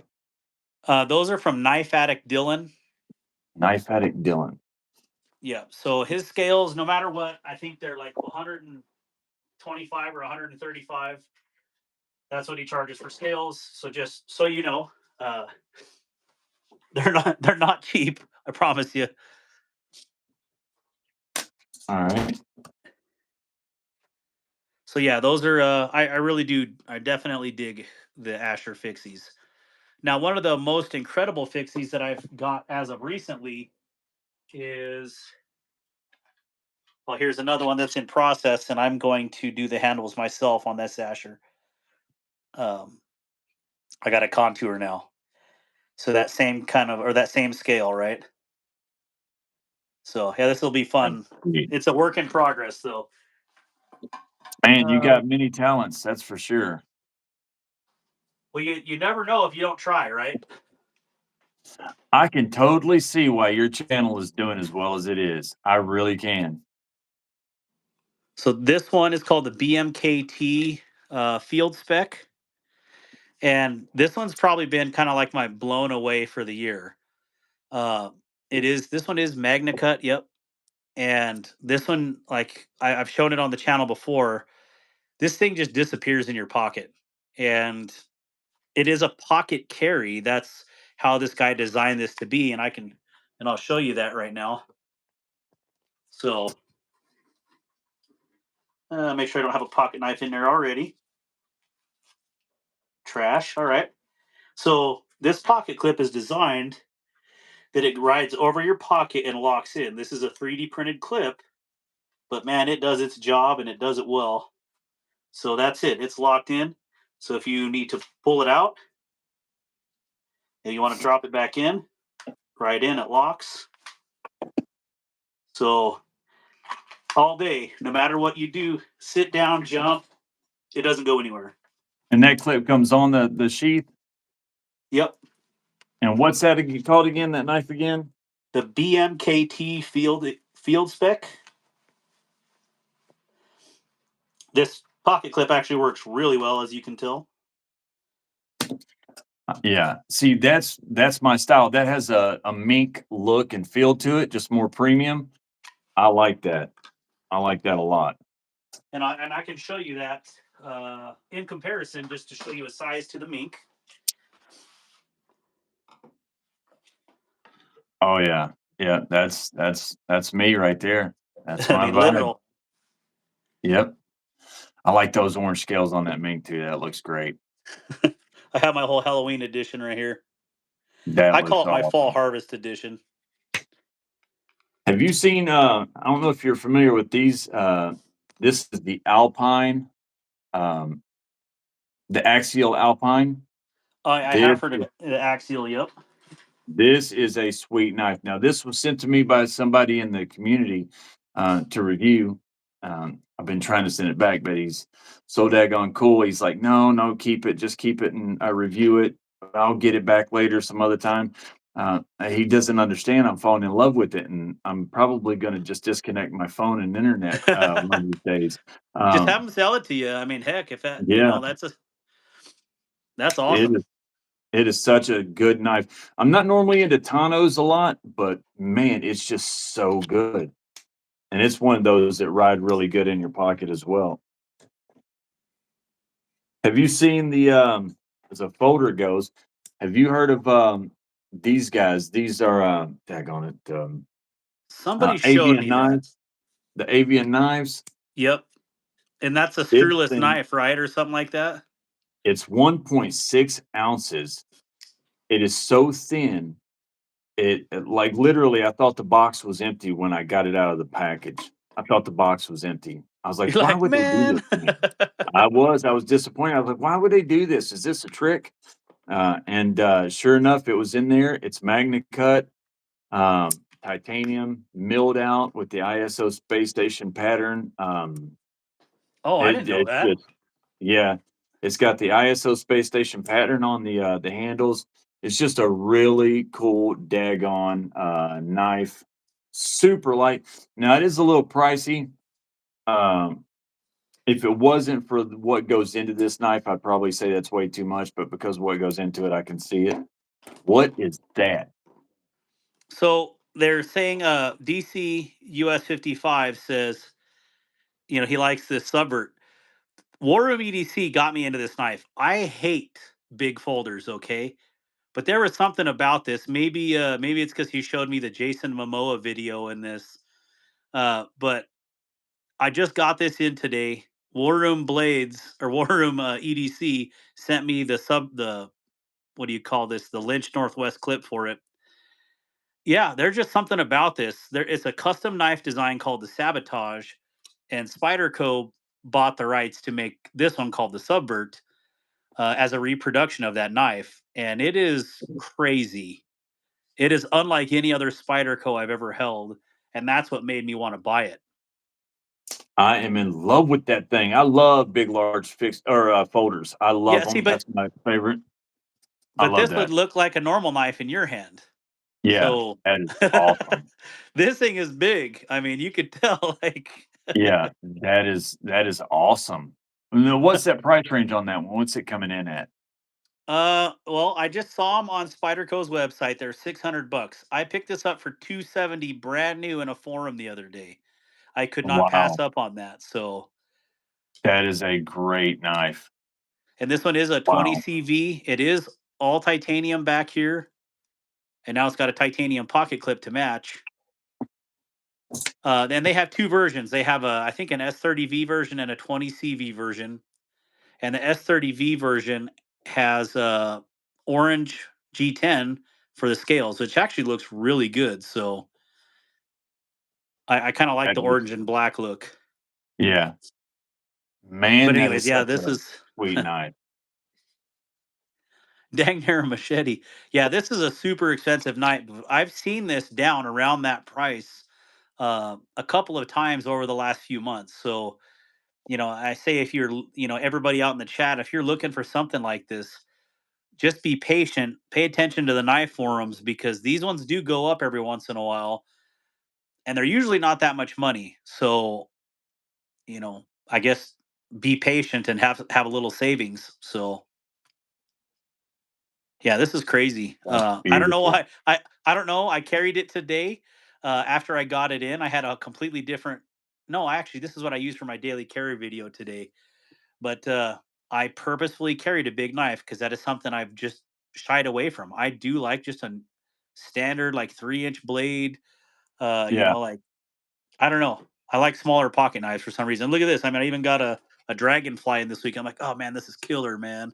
I mean, this is a I tiny like knife, those. right? Those are great little knives.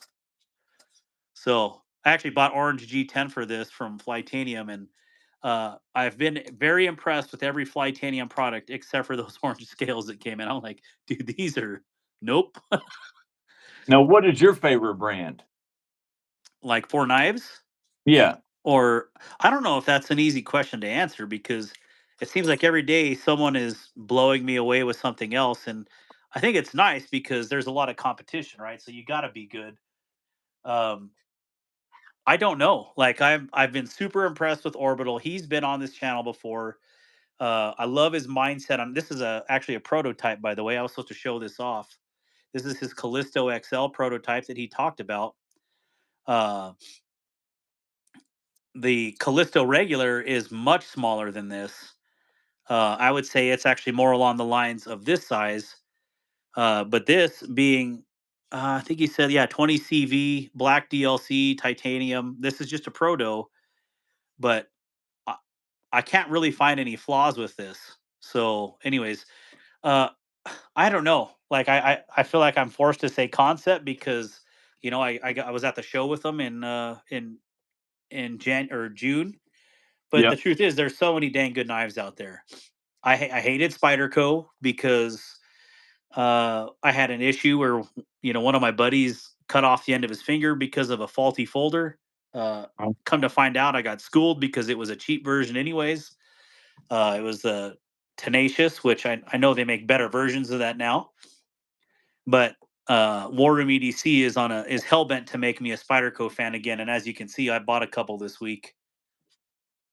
But things like yeah. this, like Vanguard, like they just come out swinging right off the gate. I had their other breaker, Wyvern Kodiak, in the chat. Bought my teal one of these, and then of course 2 weeks later they dropped this one. I'm like, really? Come on. Um, I'm a huge carbon fiber fan. I'm a huge titanium fan, and like these guys have done it right. I think they could charge a little bit less for their knives, and not do such grandiose packaging. Like I'm one that I. How do you feel about packaging? Because I really like the concept does good with these boxes. The tenable boxes, Like I feel like if they get wet, they'll Yeah. disappear complete. Yeah. But I would rather have the money that I'm buying go into the knife, not so much the packaging. So, what do you guys in the chat think? Because that's something that I've noticed. Like Vanguard, like this is super dope. Everything about this knife, it is S35 VN, and at a $240 knife, I would rather be M390 and come in a cardboard box versus let me show you exactly what this sucker came in. Wyvern Kodiak knows the full Monty breaker came in an absolute beast of packaging. So let me do a slide unboxing. So here's your outer box. Cool. It's black. It is what it is, right? So, Yep. all right, pop that. I pull it out. I'm like, you got to be kidding me! Like you have a whole freaking Wow. walnut case. I mean, it's gorgeous. You got a koa. You got patches. But yeah, like I don't really need a cigar box. I think it's super cool, but do I really like this? I don't know how much this costs as part of the packaging, but I would rather have M390 for that price and not have this because this is just going to go into a box pile. And a lot of the subscribers, they just throw their boxes away. So it's like, is this what people really want? Is this? It is cool, Well, but I'll tell you, um, I was in sales, like I said a while ago, for 25 years. And I say this all the time. Like I say this all the time in my videos. And if you watch any, I mean, I probably said it many times. People probably get tired of hearing me say it. And I see exactly why that company does that. You can take a knife that's a 5, and if you package it the right way, you can take it to a 7 or an 8 because a lot of the experience is the whole when you get it and you're opening it. By the time you get to the knife, the whole presentation has blown you away. So even if the yeah, knife isn't that nice, you're so on a high from the whole presentation and the going through the experience of opening it. You do it in your mind, it elevates that knife. But what this company is doing is they're not looking at the individual user like yourself who has a lot of knives, has a lot of experience with knives and stuff like that.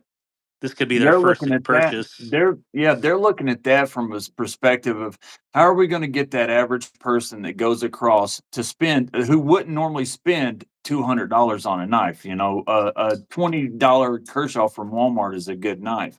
And they go through a store or an outdoor store or something, and they see that over there. How are we gonna get them to pick up and spend money on a knife that they would never normally spend?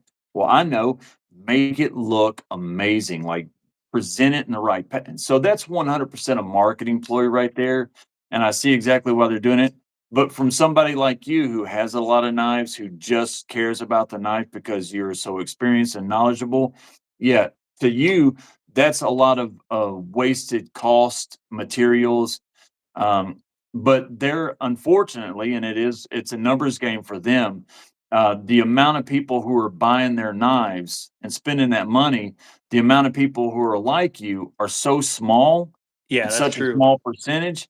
They have to find a way to get the masses, and that box right there is how you get the masses. And Yeah, that's that's exactly the marketing ploy behind that.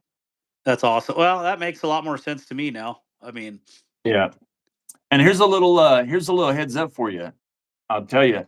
I don't know if you know this or not, but Wyvern Kodiak, Sam and Chris, let me tell you right now, be prepared because oh there's yeah, some stuff that's going to come from these guys. They are heading somewhere, and when their stride hits, they're going to hit it hard. I'm telling you, everybody needs to well, be on the lookout for them because when their knives start coming out, they got some sweet stuff. Let me tell you.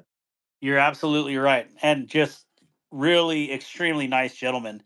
It was actually Yeah, good to same way to make that connection with them at Blade Show and just and instantly know like, all right, I like this guy, I like these guys, and I felt that way with those guys. I felt that way with you, and there's a few other guys I tried to meet. They weren't as friendly, and so I just yeah, appreciate that because to me it's about the people. I could care less about the knives.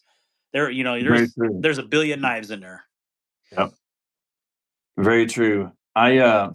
I noticed when I sat down with them and had dinner and they was started, I mean, I literally they was like, "Hey, we're working on a knife and stuff." I'm like, "Oh yeah, that's cool." He's like, Check you out. want to the next thing you know, they're pulling out a 3D version. They're pulling out pamphlets, and coming from sales and stuff, I used to do that. Like I would build marketing programs, and we'd have literature everywhere, and I know the amount of work that goes into that. And when I saw what I saw, I didn't need to know anything else about them. I didn't need to know anything about their knife. I knew right then by the amount of work that I saw that they had put into it, that hands down, no question, they was going to be successful. Work is the dirtiest Absolutely. four-letter word in the dictionary, and it's the only one that gets you where you want to go. We got another carry post. I probably missed 100 carry posts. I apologize, everybody, but I am carrying a null rated R2 Magna Cut titanium scales and a Yan Chevron black DLC with Zerkatite clip and Zerkatite backspacer, Big Idea pry bar, Big Idea titanium pen, and fossil watch. That is awesome. I will dig with you on the fossil watch. Here's my $15 Amazon titanium, or not Amazon, eBay fossil titanium, 1996. Fossil watch. Yeah, I'm a huge fossil watch fan. My very first watch was a fossil, and finding an actual titanium watch for 15 to 20 bucks right now on eBay is just killer because all you really got to do is put a new crystal in them, and they're good to go. I wanted to show this off. This is a Kaiser Sparrow from Blackbird Blades, and I had one. I sold it. I think the finish that Kaiser put on a couple of these models is so atrocious, as you can see just looking at it. It's got two nicks in it. It they've since gone away from this kind of handle finish, uh, but I decided, you know what, I need to get rid of the sparrow wing that came way down here. I wanted to make it more usable for me, and then as I started getting into it, I'm like, I took off the 2 points here, shave those off, and I'm like, well, what if I just made it a lot thinner? So I'm probably going to make this knife actually quite a bit or substantially thinner here in the next coming days. But I have some projects I got to do first. But I'm always messing around. I've always got something to do, or I need something to kind of like untangle the mini hats that I wear. So this is the way I do it is doing customs like this. So anyways, That's I just so wanted to awesome. show that because people are like, why do you have a regular sparrow on there? It's not regular anymore. So I actually, oh yeah, this was I always have boogers here. This is from a grinding disc. As I was taking off that with a wheel, I was like, like, well, I could probably get that out with a bigger choil, but I don't want a bigger choil. So, um, It's yeah, the that's it. story, man. It's the story. I always look at it I, like this, like, oh, it's got a flipper. I put my thumb over it. Oh, that's what it would look like with a finger choil. But same way here, like, do I want to ruin the lines of that titanium right there and just take a little bit out of that titanium and have a bigger choil, or just leave it as is? It's like the stuff that I'm always thinking about. What a yep. weirdo. No, I know a couple guys like you that love doing that stuff, and I admire it. I wish that number one, I don't have the gear to be able to do that kind of stuff, but number two, I would be petrified that I would ruin something. And yeah, that's but I admire it. I wish I could do it. Jim Crow's Jim Crow. Jim Cox says, "Keep that butcher away from my sparrows." It just was an unsightly flipper. I know why Vince did that flipper, and it is a definitely a sparrow wing. But I wanted to be able to get up on over that blade because I don't have as big a hands as everybody else in here. So I'm a sucker for the sheepdogs. Turd Yeah. burglar, what's up? Have you seen the Aurora Black Swan knife? I just picked it up. I haven't, but I keep hearing about Aurora, about the truffles and all that, and I'm sure someday I will. My path will cross one. So I just don't know when that will be. Like someone in my chat uh, mentioned a while ago an RR. I think it's an RR station knife. Have you ever heard of that? Mm-mm. I think it's Nope. Knife Standards. And it might have been David's R&R actually that said it, or maybe I'm dreaming that up. But anyways, yeah, I just had one come across. Hey, you want to buy an RR today? I'm like, that vaguely sounds familiar. And then I had to look it up. I'm like, oh yeah, I have heard of that before. But anyways, there's so many good knives out there. There's so many small knife brands, like Knife Standards, like TW Price, etc. That like if you are just a casual knife guy, you may not ever hear about those knives. And there's some outstanding things. Yeah. I'm still Everyone, learning the new brands every single day. All these little customs and stuff every day. yeah, there is so much out there, and it's everybody's a knife designer. I'm not. I've drawn a couple knives. Actually, I've drawn hundreds of knives over the years that I thought would be good ideas, but I don't know. Like I don't know if I don't know if I have what it takes to be a knife designer. Now I could take someone's design and be like, you know what? I like this. I want this added to it, or I feel like I could move this a little bit here. It's easy to be a armchair quarterback, right? Like that's the truth. You could fix stuff when it's already been done, but starting from scratch, you're under a whole different level of scrutiny. So, like, I give props to Sam for taking that step into the knife creating world because it's like, that is huge, and people are going to have something to say, and that's the first thing he asked me. He's like, "Hey, what do you think about this? Is there anything? Do you like it? Is there anything you would change?" And he actually listened to your feedback. You Yep. know, I think that's pretty incredible. Yep. So, I had a very wise man one time. Well, he's the guy who's the I worked with. He was the president and CEO of a Fortune 500 company, and he retired and bought the water company that I worked with him. And his son is the one who actually owns and started with Cone Ice and stuff. Tom told me, he said, if you ever want to become successful, he said, you got to surround yourself by smarter and wiser people than yourself. And you got to listen to everything that smarter people say and, and just do what they say, Sam is one of those people. He takes knowledge and asks questions and just, I mean, he's a sponge and puts it all to use. I can't wait to see their knives come out because I'm telling you, they're gonna. I really think, and I've already seen. I don't know if I should even say this or not. Yeah, never mind. Yeah, I good just night, think help they're with gonna. I think gadgets. they're gonna go far. I think they're gonna go far, and they're gonna do big things. Oh, absolutely. I'm looking forward to seeing the actual prototypes, and when they get their samples back, it's gonna be something else. So I finally drew one out the other day that I've had this design, and I just keep refining it, and who knows? You Who should definitely knows? do it. You obviously have a certain skill set. Uh, you're obviously put together. You obviously organized. You're not afraid to do the work. I mean, go for it. I would. I don't know. I don't know. I don't know. Is there ever a right time? It's like having kids. You're never ready. That's what I Getting was gonna married. say. You're never ready. Exactly what I was about to say. If you Starting wait a till you're YouTube ready, channel. you'll You're never never do it. ready. Yep, I don't know why I've been so apprehensive, but that's because I mean I see a lot of I can find good in and I say this on the channel actually a lot too is like I can find good in a $5 knife. Okay, I can find bad in a $2,000 knife. It's yep, like it's easy to be subjective.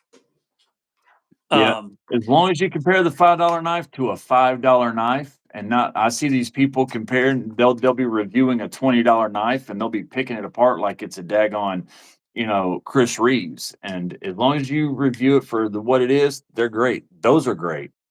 yeah, this is the only knife that I have that has a mirror finish, and it's a you know $10 Ozark Trail. Yep. Wyoming Adventures, I wanted to shout out to you. Hope you're feeling better. Thursday, I got to get my stints out in my nose in Sheridan. I will be through your neck of the woods. If you want to do a daily carry or a short video together, let's get together if you're feeling better. All right, Wyoming Adventures, that would be totally rocking. Yeah, dude, these Ozarks are, there's something else. Like, and if you lose it, oh well, you go get another one. Yep. So this is a good knife to get into the community because the quality is head and shoulders per dollar above anything else out there, and that's true. Like, I mean, you have the $20 one, right? I don't know what the Right feel here. is on it, It's but it looks aluminum and awesome. 14C.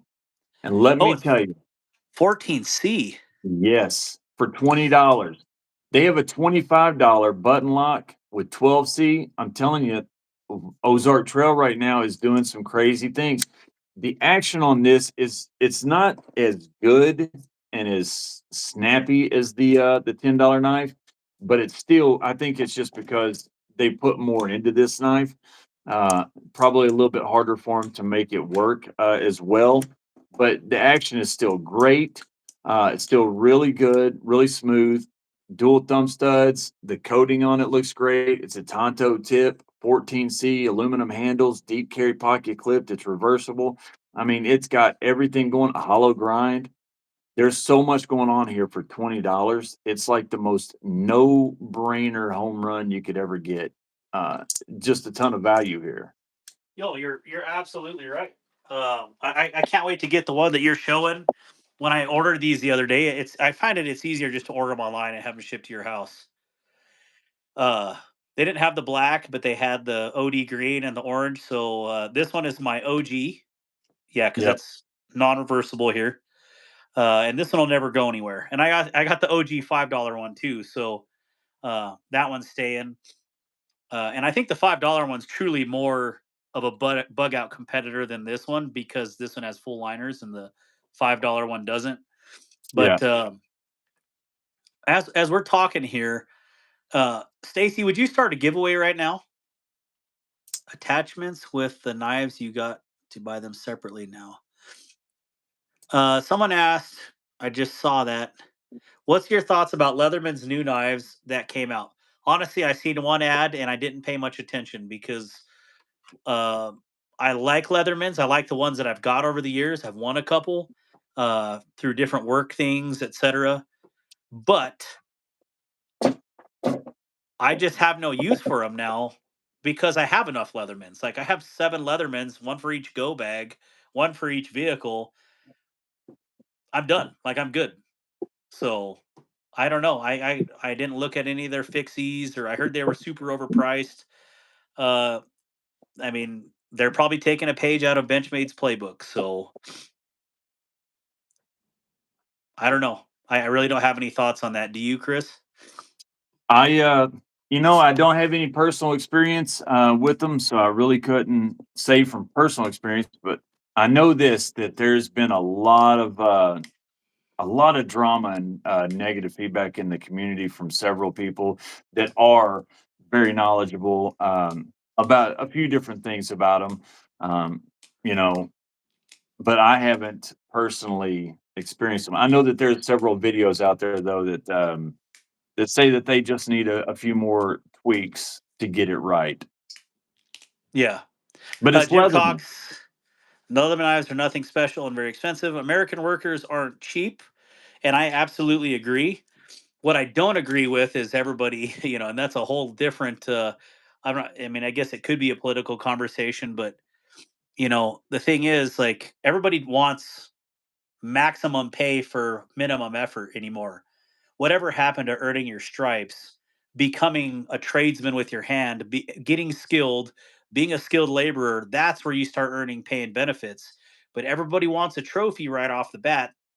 That's why we have prices the way we do, because we have to pay for all these gooners that know nothing and expect maximum amount of pay.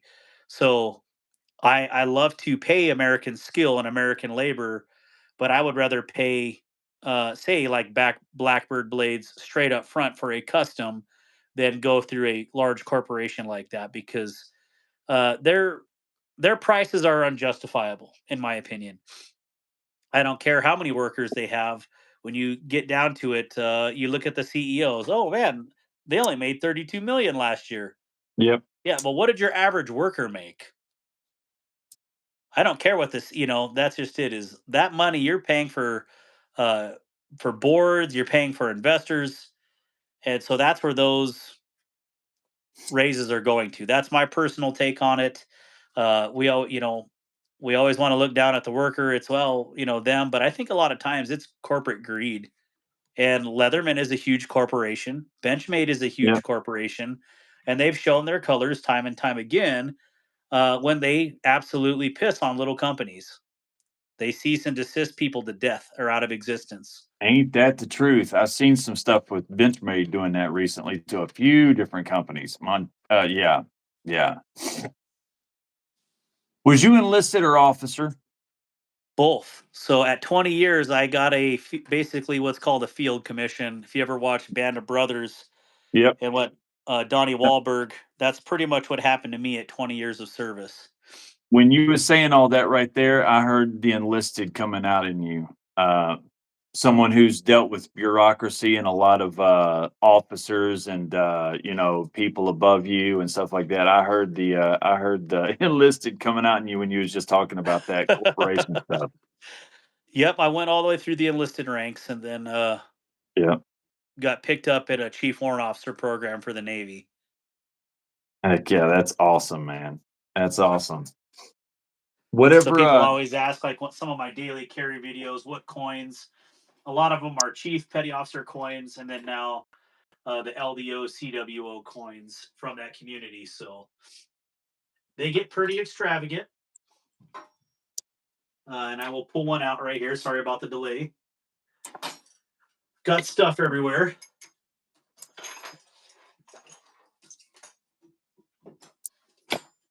All right, let me get a couple of these because they're just fun. People always want to see what these are. All right. We will start this. Shout out to TC Blades. He gave me this really cool poker chip. I've never gambled in my life other than not making it to the bathroom in time. But yeah, that's a really cool way to promote your channel. And so I That just want to is. say thank you to TC Blades for that. I don't have anything cool like that. Someday I'll get coins, but those are going to very specific people because they're not cheap. So this is really glad you said that about workers. A lot of people won't say that. I respect you. Well, I appreciate that, Ron Dobbins. Navy Chief, Navy Pride. We have a Navy Chief in there in the chat right now, Ryan the Scavenger, fellow brother Chief. What's up, Arizona EDC? So this is, I spent a few years with SEAL Team 17. And yeah, this is my Chief's Mess coin from there. And here's your 1-7. And yeah, this is one of the hardest and craziest tours of my complete enlisted Wait, what career. was your So MOS? Was you a SEAL? nope. Nope, never a SEAL. Thought it would be cool, but when I picked up Chief, when I selected Chief Petty Officer for the Navy, I got selected by SEAL Team 17 the same day because they needed senior leadership. They had enough E6s. They needed chiefs to lead people on deployments, and that's why I got picked up with them. I actually got picked up as a UAV pilot. So Oh, that's heck what I yeah. did. Um, this is a Constitution Chief's Mess coin, USS Constitution. Super cool. Let's see what is in the middle here. I can't even see what it is. Looks like an eagle. But anyways, yeah, just cool. Different things. Well, I think once you pick up or are in the service, you become a coin collector. Oop, I didn't realize it was zoomed in. You become a coin collector inadvertently, especially when you make it to the ranks of chief petty officer, because I mean that's kind of like trade currency. So let's see. Any questions? Missed last week. Good to see you, Cat Scratch. So then this one is what I got for commissioning as a Mustang officer, and it's a naval crest, and you have a Mustang clearly in front there. And I actually wish that my actual cover, uniform cover, had the Mustang in front of the officer crest, which I think would be awesome. But it is what it is. And I think I read this one. Knives are gay. Interesting. I love when you get the random troll and you're like, whoop, I read that out loud. It says the Mustang possesses the one thing that direct commissions may pretend but can never attain, The sure knowledge of what goes in or on in the hearts and minds of enlisted men and women. And that's absolutely true. There's a lot of interesting sayings about Mustang officers, like I did it the hard way, and I understand where they're coming from on that, meaning they came up from the ranks, and that's actually what the Navy Mustang is, Sursum Aberdeen, and that's up from the ranks is what that means. And anyways, but it's not, that's not to downplay college. It's like college is hard too, right? But you look at far and away, a lot of the enlisted men and women do a full-time job in the military and do college at the same time and do, have a family. And so they are. I think they actually really are doing it a harder way. And that's not to spit on any of the officer corps, but I've definitely lived and breathed both, and I will continue to. So, anyways, I thought this one was a really cool coin with the That is hatch here. awesome. This is kind of like John Wick, and the idea with this one is I put my former rank, which I don't have my anchor. It's buried in all my stuff right here. Shame on me, which the fellow chief will agree. So you take your, this is my chief anchor, right?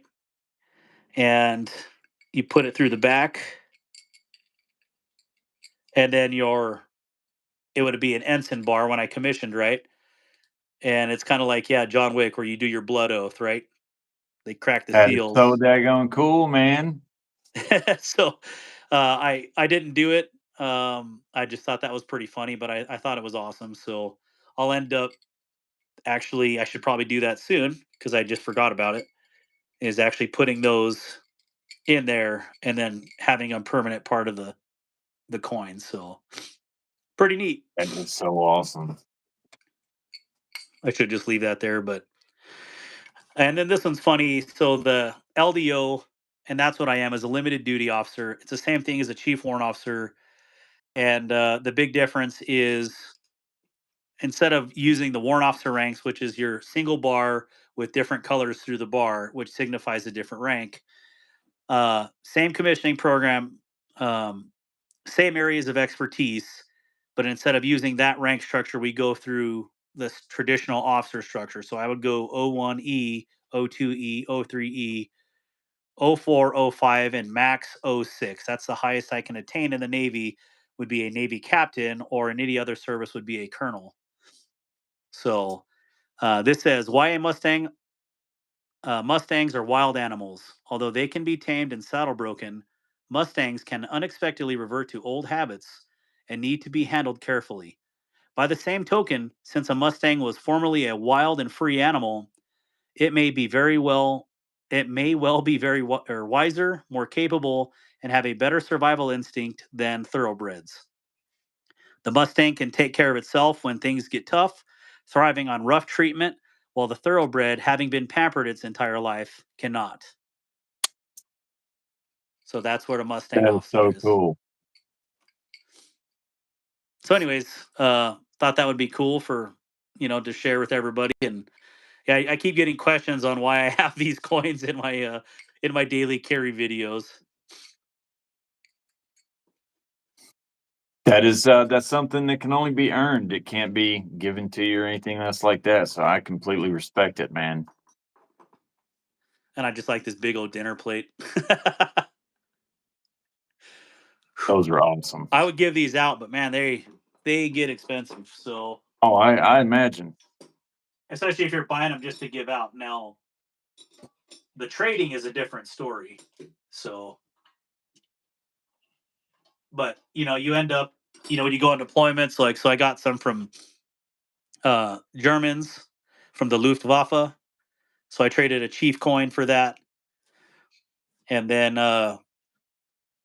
with the SRT from the Yep. National Nuclear Security Agency. Those dudes ain't no joke. Yep. So, and the last one is one of my good friends that I actually taught to shoot. Is U.S. Secret Service counter sniper team. Wow. So, That's awesome. and that's actually a crosshair in there. That is so cool. They say the cat teams are the baddest dudes in the world. Let's see. Hey, I was Luftwaffe. I didn't know that, Ronnie. Dark water. I hope you and everyone else have a great taste in your night, brother. Talk to y'all later and have a good night. All right. So, Roger Baker, I had a cousin that was deployed overseas in the Navy as an E8 or senior chief petty officer. He just had gotten off duty and was working out and had a massive heart attack and died on board. Holy cow. Wow. That is crazy. Uh, Roger Baker, when was that? That wasn't recently, was it? Another awesome thing to look at in the videos. I love it when people actually comment on the videos because I really do put a lot of thought into that. Here it is, Chris, with the butter bar in there when I was an ensign. That is so So cool. I like the way that that turns out. I need to make those permanent. So, anyways, For me, it was always like a lot of a lot of kids wanted to grow up and be in the NBA or the NFL, and you got those kids that want to grow up and be doctors and lawyers too and stuff like that. Only thing I ever wanted to do was go to the military. It didn't work out for me. I didn't get to go, but I was like, that's the guys who I always looked up to. yeah, So I appreciate it big time what you guys have done. You, Master Sergeant, the rest of you all that have served. I mean, that's a massive commitment. yeah, we have a really cool there. There is a lot of folks in the community too that they never say that they're military. I know they are, Yep. um, and I definitely appreciate that. Uh, I'm not shy about where I've been or what I am and where I've come from. I've achieved a lot, and I basically, all this is to show my children, like, hey, your dad's not scared to try to go for it. You know, Heck to I yeah. mean, I became a commissioned officer without a degree. I don't have a degree. I became an elected official without a degree. If you work hard and you strive to achieve greatness, maybe you can. You just got to try. So, I mean, Now, are we're all you a growing city and council or what are you? county commissioner. County commissioner. Okay. And who That's still knows? This next that's still a election, I may pretty good run for Senate, or I don't know. We just county we'll take it. commissioner. That's a pretty I mean, in your county, that's a pretty prestigious position. It's been epic. I promise you that. And I always have definitely have my constituents that come in and watch the videos and make sure I'm on the up and up, Now which you should that be. is that is a party position, right? You do run on a party. I know some positions are uh, in local office are there's no party affiliates, but that is a party affiliate, right? You run on one Yes. side of the ticket or the other. All right, yes. And I I won't think ask it's you kind of what you ridiculous are. that it is, Yeah, to be honest, because that position, it doesn't matter. Like, I look at it as it's not red dollars, it's not blue dollars, it's green dollars, and they all spend the same way. And you're hiring me as your county commissioner to make the smartest and best choices for our county for growth, et cetera. So, but there's a lot of people that want to make it very political right and political left, and it's like, no, this has nothing to do with that. This is about smart business yeah, decisions for our county. So, yeah. As long as you're what? fiscally smart, Oh that's yeah, that's I the didn't even big know it was on. thing. You don't even have to ask, babe. Sorry. I had turned the AC off. I wonder why it was so hot down here. I can't imagine how it is upstairs. Whoops. Levi. Which Levi am I talking to on here? Now I'm curious if this is my buddy Levi. Do it, man. You're a very outspoken and caring person. I think you would be awesome at it. I wonder which Levi this is. Uh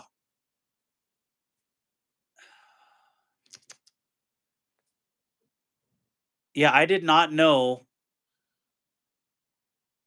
that KGI was Ronnie, you were in the military? Yeah, did you see all those comments on there? It's called Luftwaffen. I can't say that. Soldat, basically Air Force security soldier, the guys who secure Air Force bases and in the field, temporary airfields. And that makes total sense, Ronnie, because where I was at, I've been Navy aviation for 25 years, so uh, that would make sense. And I'm running into a an Air Force security soldier on an aviation flight line, right? Makes complete sense. What I do know is he was an E7 equivalent, basically, in the German military. He was a senior master sergeant or whatever he was. So,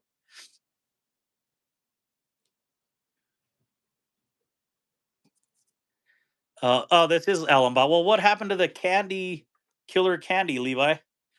And I actually called you today, by the way, Mister Allenbaugh. Let's see. Totally worn out and loudly proclaiming, "Wow, what a ride!" Yeah, that's right, Master Sergeant. Sounds like a great man. Yeah. Have you ever So seen the have you ever seen the movie what is that movie with the Act of Valor? Have you ever seen that movie Act of Valor? yes, absolutely. Okay, in that they read that letter from the father who passed away, Yep. uh, Where you and he live your talks life about, and yeah, don't be one of those men who, at your last breath, are yep, begging and hoping for one more chance or for just a little bit longer to get it right. You know, man, that's that daggone scene from that movie. I mean, the movie was all right and everything, but that scene has always stuck with me. That's what I tell my son in the military right now, man. Take a full advantage of it and do everything that you can. Everything it, that you can. absolutely. Yeah, live a well fought life. You don't have any regret. He's And I uh think that he's wanting to he's wanting to get a spot into I don't know if you know what combat controllers are. oh, of course I know what a CCT is. He's wanting to get a spot into to become a CCT. He's waiting on a I guess orders to the school or whatever. And I've been hammering him for a long since he went in. I told him that that was the route he needed to go, but they came at him with the whole, the academy wanting to. They get 2 spots a year, and they never give them out ever. He said, like, in 10 years, they might give it to 2 different people. 2 spots a year, the Air Force Academy allows the Air Force to take 2 people from the Air Force, enlisted people that qualify and meet certain standards, and they give them the opportunity to withdraw their active duty status, go to the academy, do their 4 years there, but then come back and serve, and he was offered that position, and he turned it down. He was actually in the chat one night, with us, and he was asking people. I think he even talked to Master Sergeant and a couple other people, asking if that's what he should do, and, I told him to do whatever he wanted to, but I love the idea of him going to, becoming a CCT and stuff like that, so not my life, but I just want him to do everything that he can and not look back with regrets. Yes, absolutely. Um, Low Key May says, "Where are you from?" From Wyoming. Levi says, "Yeah, sorry. Renee and the boys and I were celebrating our 15th wedding anniversary at the bowling alley. Happy 15-year, Renee and Levi. Congratulations to you guys." And Levi is one of my buddies. I haven't seen him for about a year now because they moved. But he also is in the Navy. He's 15-year Navy veteran, I think, now at this point. So he is pretty awesome. So it's cool to see. Yeah, Stacy's gonna harass me until I do this giveaway. So I've got my pen ready. Chris, would you pick a number range and I'll write something down? All right. Like, should it be a large range, like 1 to 25? We only got 40 people in here. It's kind of low key tonight, Okay. so Yeah, let's do like 100. pick 15 to 30. Oh no, or let's do like 100 split. So like, Oh, yeah, just pick one out, man. Just pick one out. Whatever should number we? you want, brother. All right. And actually, give an extra knife away. I'm gonna give one away too for you. And they can just email me and I'll get it out to them. Oh man, that's awesome. I appreciate that, Chris. No Let's worries, see. man. Stacy, the number range is 300. Sorry, sir. He's being a smartass to me now. He knew me as a chief and knows me as an officer. So, oh, she's going to tell us 100 to 200. I guess she's telling us the number range. All right. So I'll pick a number between 100 and 200. All right. I got the number picked. She's like, let's get this show on the road, fool. Terry Drindle says, thoughts on Bailey J and Domino Presley.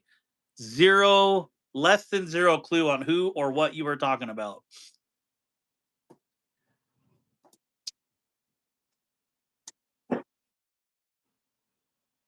All right. Too slow, Darkwater. Yeah, dude, Stacy's on it. That's why I love Stacy. She keeps me on my toes. So yeah, if there's must be 18 or older, one guess only. U.S. resident, 18 years or older. Uh, if we have a tie, we're gonna go to a second round knife off or knife fight, whatever you want to call it. And yeah, that's where I'm at so far.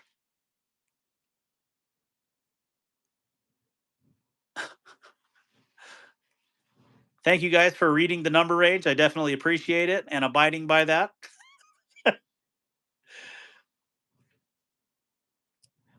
Yeah, Chris, I'm gonna need to carry this mink a lot more though. Now that you say that, because this is very similar in size to that BMKT, but I think what the I love it. BMKT is, just a little bit thinner handle stock. But I do Yeah. like thicker handles too, and this is not really that thick. I love the mink. I think it's great. And if you do like that, trust me, try the Olatan's Geo 63. You're going to like it. It's that same exact style and vibe, the same exact look, just an Olatan with thinner handles.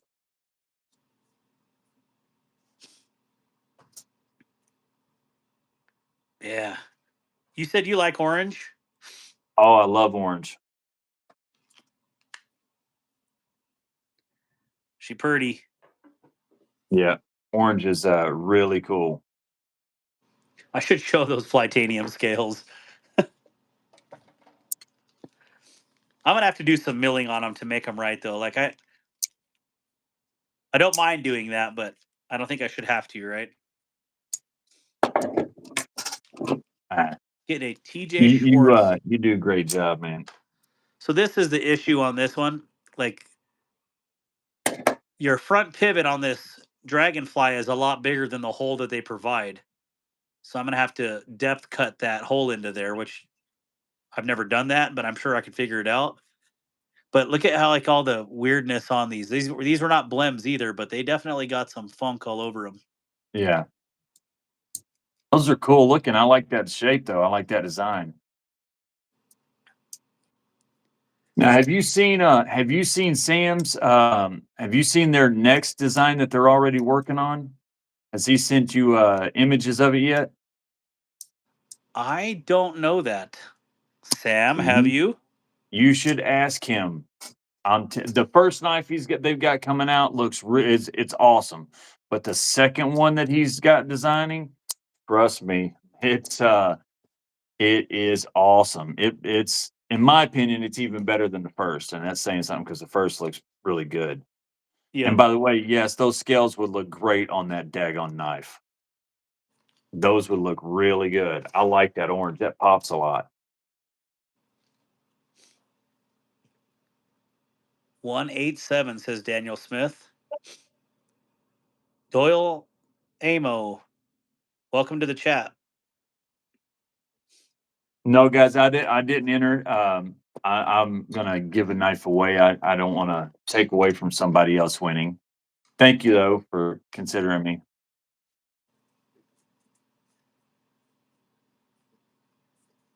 Oh yeah, the fixed blade. Yes, it is a premium version of the shilling cutter. Yes, that is. I forgot all about that one, Sam. Man, Sam has got a mind for that type of stuff. I'm telling you, they look awesome. See, and Chris that's why wanted a I want other people to make knives. Like yeah. He told me I a don't know. story. Chris wanted a premium version of the Schilling cutter, and they designed a fixed blade. And man, it looks a lot like the Schilling cutter, only better. And that's saying something because the Schilling cutter is a great knife. Yep. Is it like a kukri design, like a smaller kukri?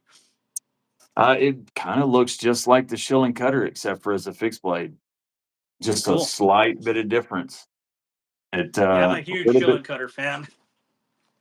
Yeah, it's a great looking knife with premium materials and but his second folder, there's just something really cool. Yeah, I love mine.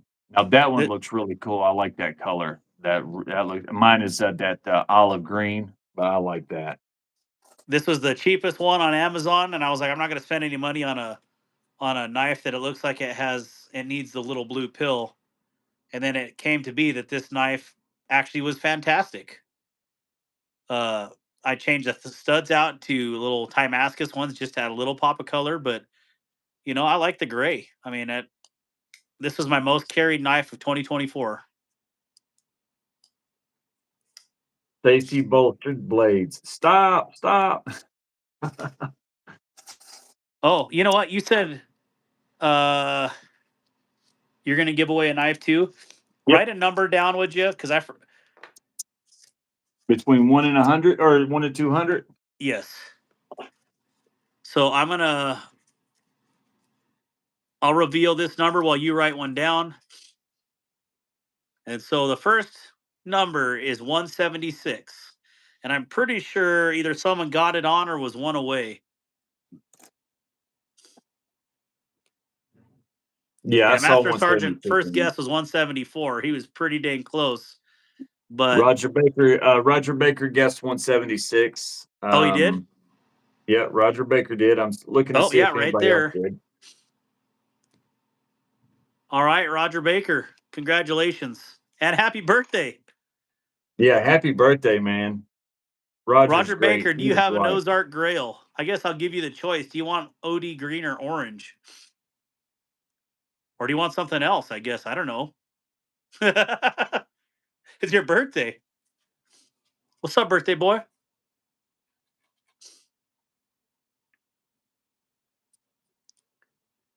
Yeah, that's awesome. Give him the choice of orange or green or other.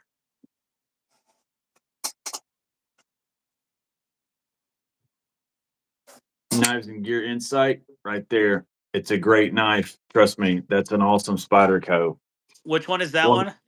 This is he said the Sage 6 S90V. It's carbon fiber. It's a fantastic knife. Love it. Roger Baker's like, what's the other? Ah. Okay, if I do another, it'll be a mystery. Maybe less, it may be more. You can't get much cheaper though than the Ozark Grail though. Ooh, I had to show the $5 one just because, That's a good looking knife. but I stonewashed it to make it not as black. That's a really good You looking knife. can see where the stones I left. They couldn't get the studs off, so now it's got a nice concentric circle around it. That's funny. Man, it's crazy what they can do for $5. Yeah, that's unreal. Well, these are the two choices, or if you go with other, you're gonna get something random, like super random.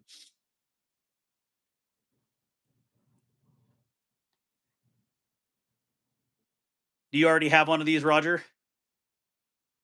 Well, while he's guessing, Chris, you want to do your number? Yep. He said orange. All right, so Does everybody want to rewrite numbers and stuff, or do y'all want to go with the numbers that are already wrote down? yeah, I don't care if we run it again. I'm cool with that. Yeah, run it again between 1 and 200. Go right now, and that way I don't want it to be tainted or tarnished by numbers that I've already seen. Between 1 and 200. Go now. Yep. Because I already seen everybody's other numbers, and I just don't want to. Yeah, I feel you. Roger Baker, check and check. Roger, do you care if I fold this tab over right here so it fits in the packaging? Imagine.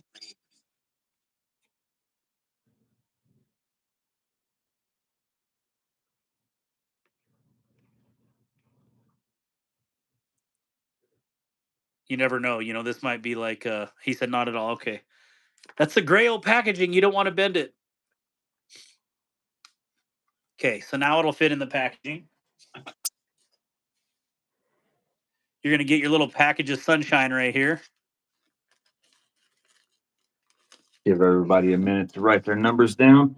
It's between Ernie. It's between 1 and 200. It has to be a number between 1 and 200. 1 to 1 to 200 or 200, or what? 100 to 200. 100 to 200. Yeah. What's up, Jay Corscaden? Sorry, that's all me. Confusing. I went to school in Kentucky. I say it all the time. No, it's funny 100 is to you ever what was that Madagascar in 9 months or 69 months? 200. Yep. Yeah, these things are so fidgety, the little shillings. And I truly like the mini over like they're the full size Vosteed shilling cutter. Yeah. Now I know Trivisa makes a shilling. I don't have it. I haven't tried it. Kaiser made a pretty decent one. It was just pretty heavy. Richmond, just south of Lexington, Stacy. 15 minutes south of Lexington. Go Big Blue. The Nightshade, in my opinion, is one of the best EDC knives that's ever been made. Well, it's got history, proven I'm, history.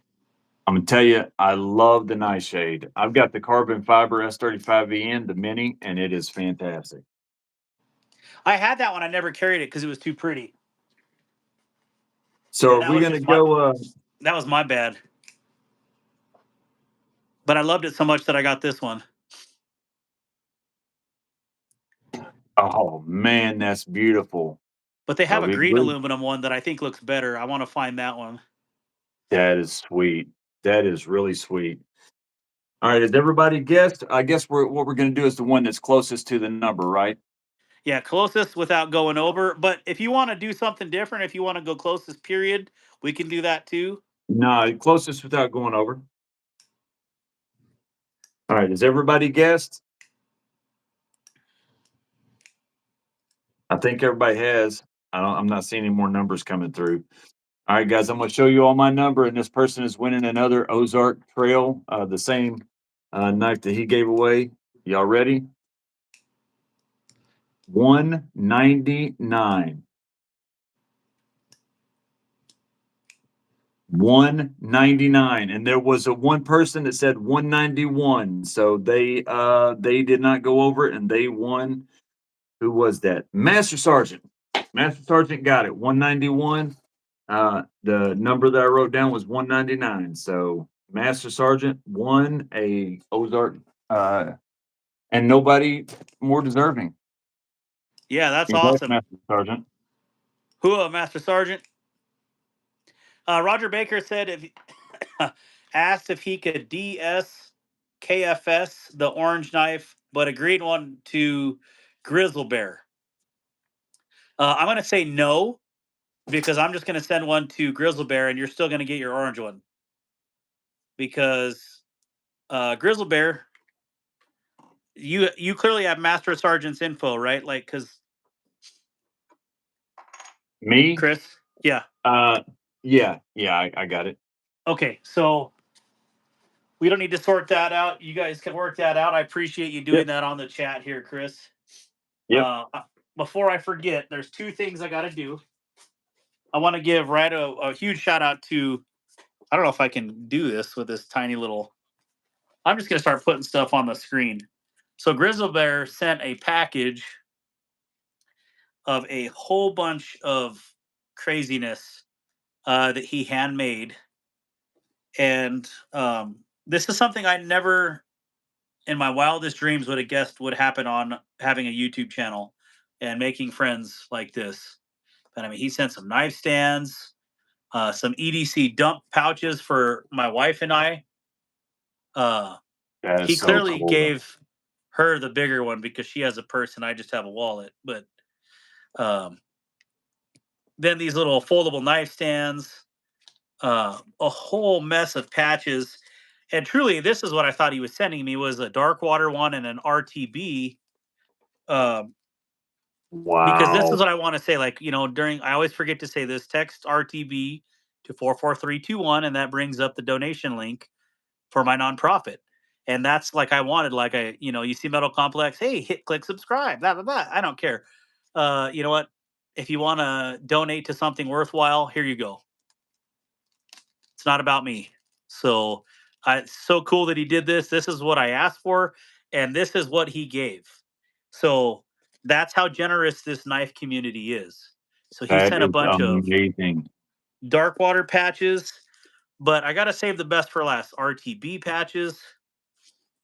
He got some of his limited edition laser numbered uh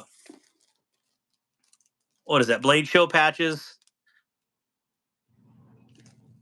And then I think he sent a wallet for my son too. Like handmade wallet. How cool is that? That's crazy. And then he sent a bunch of uh patches for our fellow YouTuber that just passed away. Uh Very sad. I don't even remember what day that was. It was in the last 3 weeks, 2 weeks. So is that Pocket Theory? And so I'll be Wow. giving one of these away a night. And I think what I would like to do is write, his I don't know. I'll think about something on what I want to personalize on each one of these. But I just think that's, how thoughtful to keep his memory going. So it's Pocket Razors, excuse me, not Pocket Theory, Pocket Razors. And so, yeah, oh yeah, it says right here. This is what happens when you're blind. It actually says it on there. I'm trying to look through through my camera on the phone, so I feel like I'm getting stuffier as the time goes here. But yeah, so once a week I'll be giving out one of these That is Pocket so Razors daggone cool. patches. So that's crazy. That is so cool. Yeah, these are the best people ever. The community is awesome. I want to I want to send you a Spyderco, and you're going if you don't mind, you can use it like what I was thinking is you could do something like do a raffle type situation. You could sell like 60 chances at it and sell each one for a couple bucks or something and put all the money towards the towards your nonprofit there. However you Really? want to do it. Yeah, however you want to do it, I'll get you one out, and you can do it however you want to. That's a noble cause, that nonprofit military. So Well, whatever, however you want to do it, that's up to you. that's incredible for one. Thank you for even, that's not why I brought you on here by any means. Oh, I know. Yeah, absolutely. I know that. Yeah. That's awesome. Well, I definitely appreciate that. And wow, yeah, we'll discuss that further, and I'll want to run it however you tell me to do it. So I've never even considered doing that. I guess that's probably a pretty dang good idea. But Yeah, it's the best way to generate the most amount of money because people want to donate and help those kind of causes, and this just gives them the just the good way to do it, and a reason to do it. So I think it's a noble cause. So thank you for what you've done, and thank you for what you're still doing. I appreciate it very much. oh, my pleasure. Thank you. Um, Stacy says she wants one of those patches. Roger that, Stacy. I think what I'm going to do, I specifically asked them to keep them naked or bare leather, and I'll seal these with just a clear coat on them because I love the look of just clear sealed leather, right?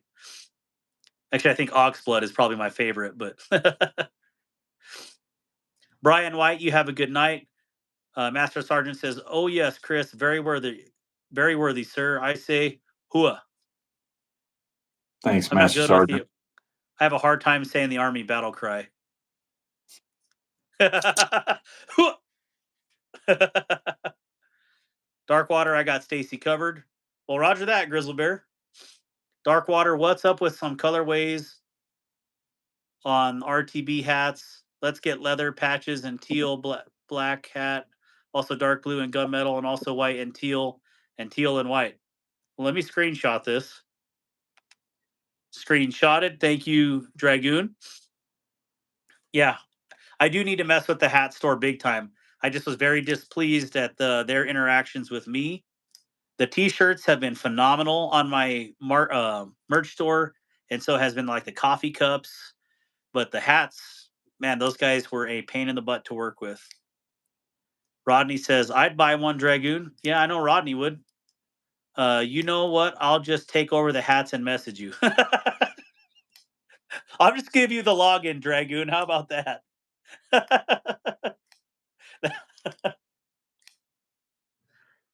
So this year, because I don't have enough stuff to do already, I volunteered to be the recruiting lead for the LDO CWO community for the Naval Aviation Enterprise.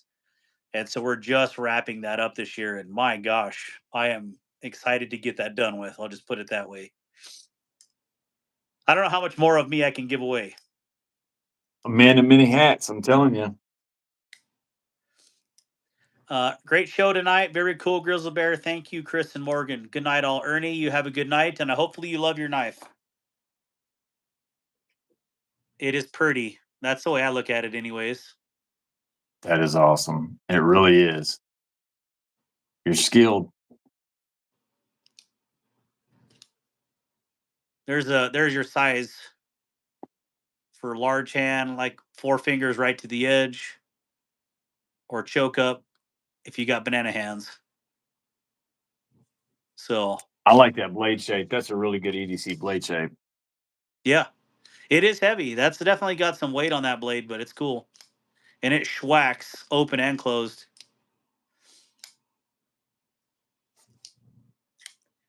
So, all right. Well, I don't know. It's pretty late for you there, Chris. How long were you Yeah. planning? No, I'm gonna go ahead and jump off here. I gotta get up early in the morning, so I'm gonna bounce. I still gotta post a couple things tonight too, really quick that I didn't do earlier because I slept through most of the day. I was so exhausted. My kid literally called me 15 minutes before my live, not realizing that's what he was calling me for, and he woke me up, thankfully, or I would have slept right through my live. Oh, I was that exhausted, so yeah, I uh, I got a lot to catch up on, so I'm going to jump off here and get to that.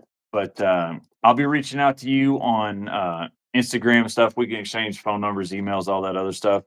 And again, I appreciate everything you're doing, man, and you're killing it. This channel is well, impressive. You're well, impressive, likewise, man. brother. I definitely appreciate that. And uh, I got your message about that video that I'd sent. Um, when you're in a live stream, I'll send you. Well, I just screenshotted that hat thing, so I'll send that to you. When you're in the live stream on the bottom, uh, and I don't know what it shows you on your end as the guest, but on mine, at the very bottom left, it shows like a chat comment. So that's going to be your like all chat, live chat, super chat, or no chat. You can get rid of that. Then your second option is going to have a human. And like right now, because you're on there, it has a negative sign to it. So like, uh, if if I needed to boot you for another one, or another person coming in to join, you can add or remove people from that second little icon at the bottom of the screen here. So um, in the middle of a live, if you always set that or go live with other people, you'll see that in the video I sent. You Yep, don't I even have saw to have that. anybody go live, but say during the middle of the screen, someone's like, "Hey, I'd like to show off my collection." You're like, "Yeah, let me add you. Let me send you the link real quick."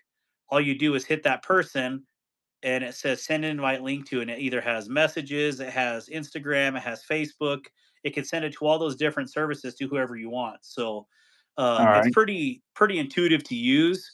I wish you could have like 4 people on there, but if you that's all through that would YouTube, be right? sweet. But Yeah, if you want to do that, you have to use StreamYard or another service just like that. So uh, I don't have much experience with StreamYard. I should try it because I know pretty much everybody uses that. But if you're just having a one-on-one, I think this is great because it's super easy and super intuitive. This is easy. I'm definitely gonna use this. I appreciate you having me on. This has been a blast. Normally, I couldn't do this because my boys would be here and I'd have already had to get them in bed and stuff like that, but tonight they were gone, and this has been perfect timing. I've enjoyed this. I've learned a lot too, a lot.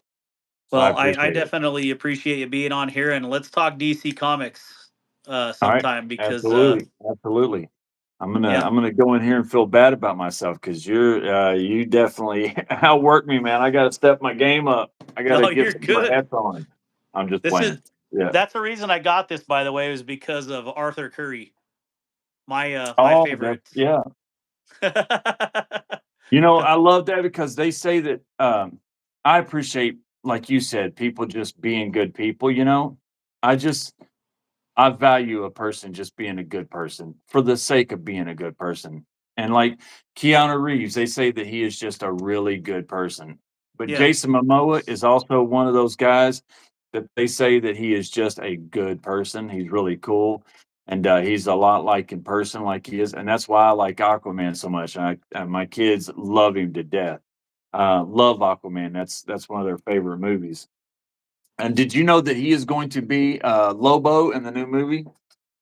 No, but when I look at Lobo in the any of the series, that's exactly who I think of as Jason Momoa.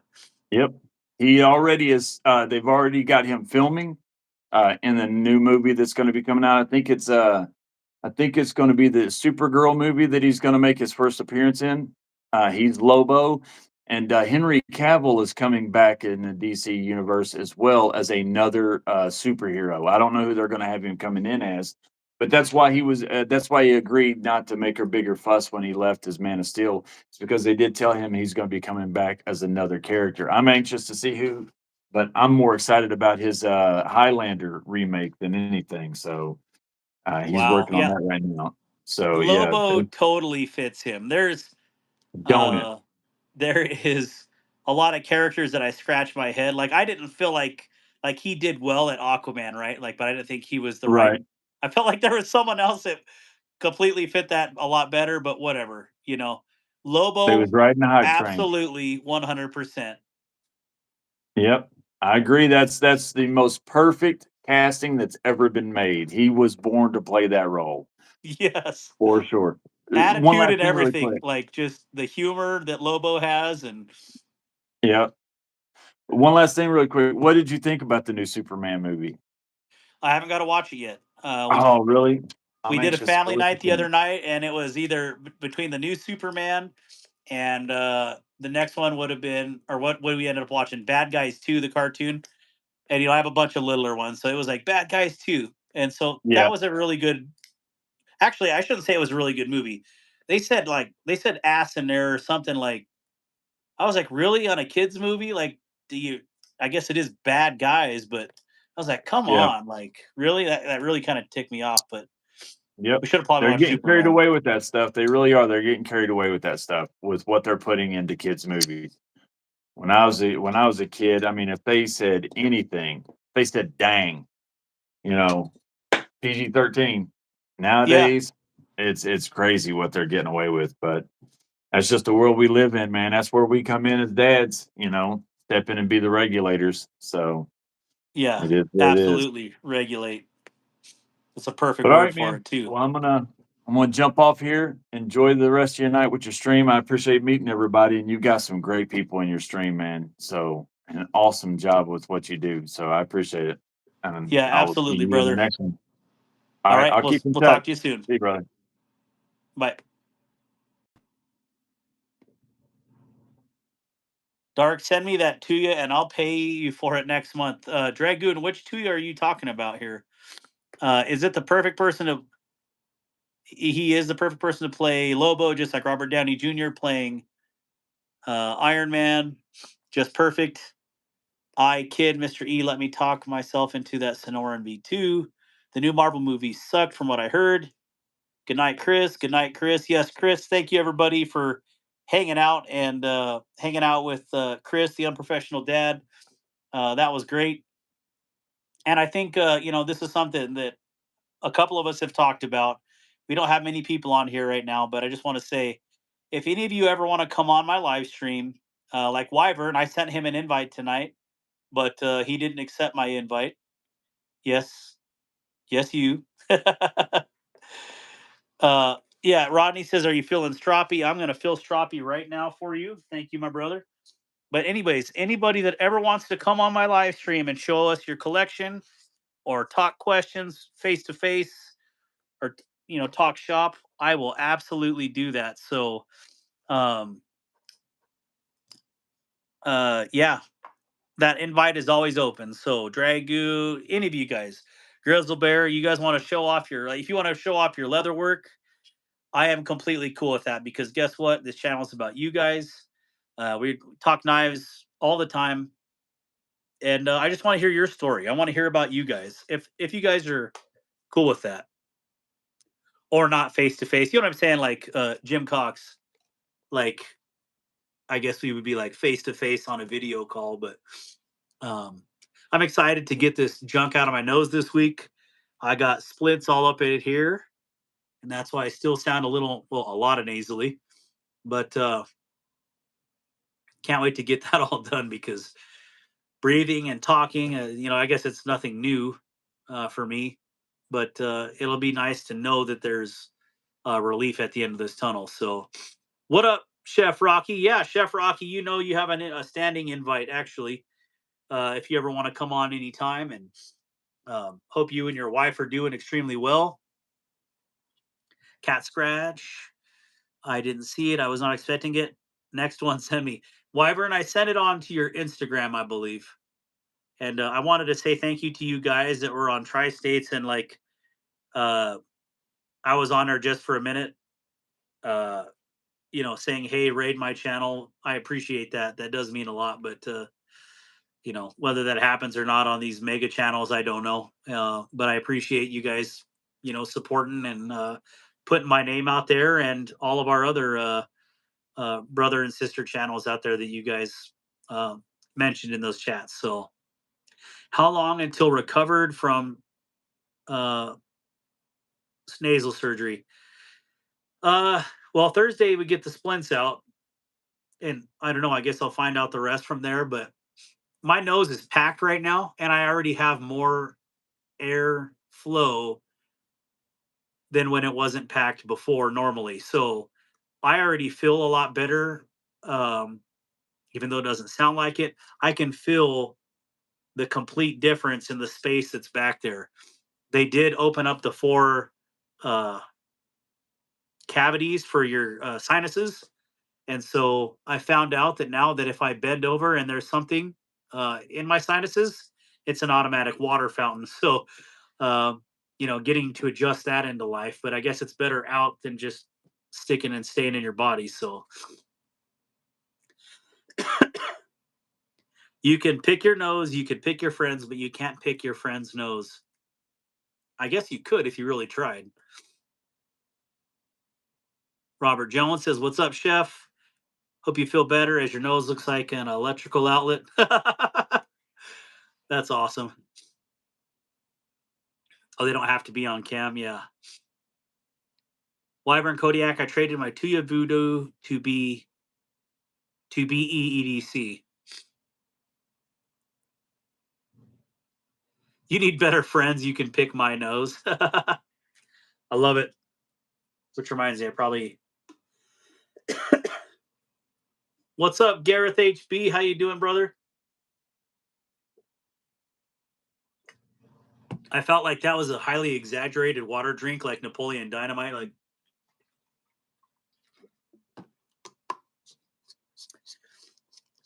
TC Blades, when are we gonna go live,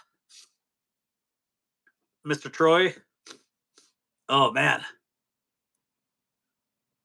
yeah. I thought for sure they were gonna have to cut my nose out here and then lay it back to do that surgery, and I don't know if it was a game time decision or not, but they ended up just going through my nostrils, and they did a lot of work. So, good lord, yeah, definitely weird feeling all this space. Knife Center has a Demco 80 20.5 for $75. Jim Cox, is that like the K110 or whatever they are? YZ3, good to see you. Sorry, I didn't get to say hi to everybody tonight because, I think that is the only hard thing about having guests is we don't get to interact as much with the chat because I love to interact with the chat. I want to hear what you guys have to say. I'll go live with you when I finally can. That's right, Dragoon. Yeah, I would love to have you on here. Dan Gavrilovsky, hello from overseas. Yes, K110. Good catch. It's an FRN scale. Those are ugly colors, though. Um, did you guys want to see?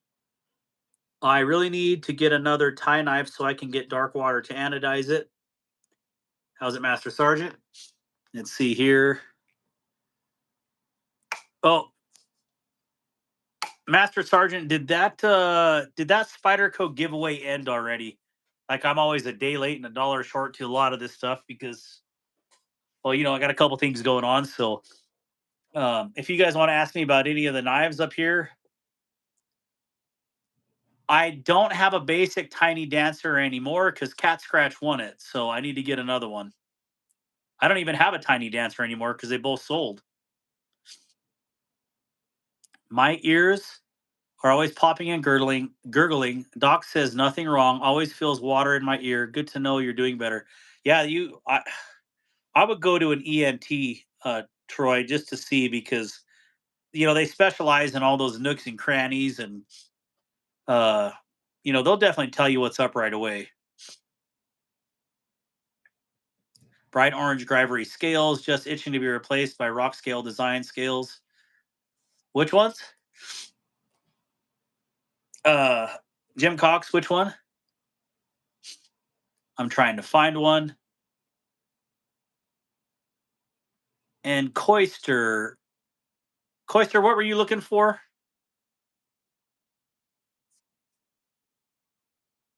Oh, he wants a tiny dancer. Oh yeah, Coister. I think I told you on my video the other day you commented on. Hit me up in the DMs, would you? Raffle closes 31 August 2025. Wendy will put all of the names in a box and select one to receive a knife. We will put a handle on it and provide a leather sheath and send it to the winner. That's awesome, Master Sergeant. Are you in Colorado, Master Sergeant? Darkwater, I can get a song stuck in your head. I can breathe clearly now. The clog is gone. I can smell all the stinks in my way.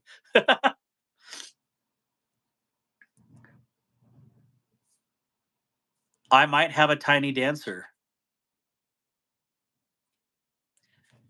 Tiny dancer. I tried to use that for my video the other day and it didn't work out. And then one of them it did, one of them it didn't. I think either it worked on Insta or it worked on YouTube. So the other one, I just put a different song. Wyvern says, heading to bed, my friends. Darkwater, we'll chat this week and talk about joining the live next time. Roger that, Wyvern. Well, I know it was busy tonight because everybody wanted to be on that tri-state giveaway, which I don't blame you. Giving away 30 knives. That's 30 knives. I have 30 knives, but I paid for all of mine. So, yeah, that's. I understand wanting to get some good stuff because I saw he was giving away a SOCOM Bravo or a Mini Bravo. That's amazing. Wyoming TC. I'm not about the busy live streams. Well, I apologize that I didn't get to read all the comments tonight because that is kind of the, I don't know. That's what I want to do. I want to hear what you guys have to say. So I have to do this knife tomorrow for Manuel Mello from the Kaiser forums. Good dude. I just don't know what color I want to do. I was thinking about a really nice blue and then stone washing. He does not like pink or purple, but maybe a blue and gold wash on here. I think might be really cool. I don't know. God's country. Oh, well, I think this planet is. I think every place is nice. Do the mahi mahi on it. I would have to do some serious polishing on this. Now, this scale T1 scale is nowhere near as bad as that stinking Sparrow scale. This Sparrow scale, whatever blast they did on here, it is atrocious. I mean, it shows literally everything. Um, I wonder if a plastic scale could mark. Yeah, look at that. A plastic scale can mark this. This is how bad of a finish that is for Kaiser. Amazing knife, really crappy finish. Sorry, Jim Cox, but it's the truth on this one. Look at that. That's unreal. That's not okay.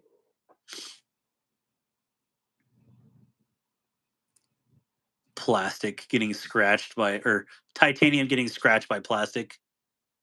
Come on, man. What up, Fred the Lug? Good to see you, brother. Okay, see you later, joking. Well, I appreciate it, Wisey. Thank you, Gareth. Yeah, Dragoon says we talked amongst ourselves tonight. What do you guys think of that? You think that's crazy that a plastic handle will scratch a brand new knife like that? That's crazy. That's crazy to me. What in the world? I think I killed off Jim Cox with scratching this.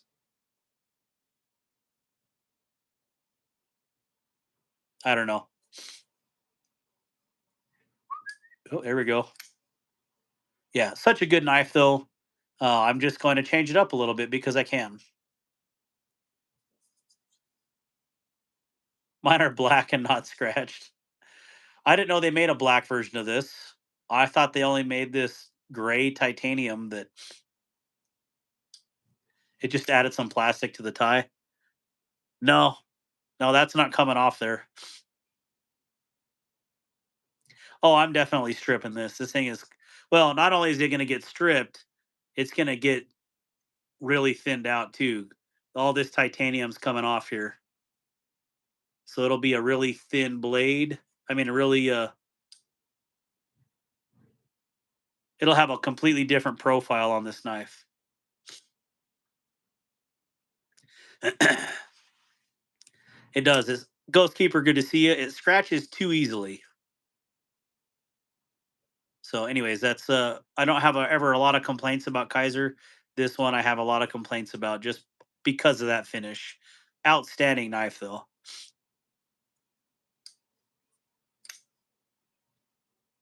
You got the marbled carbon and the fact. Oh, you got the newer versions that just dropped. I see what you're saying. What's the mahi mahi finish? I don't even know if I have any mahi mahis anymore. I think everybody's bought all of mine. It's my custom finish. Well, this one is dirty. I'd rather show you it clean.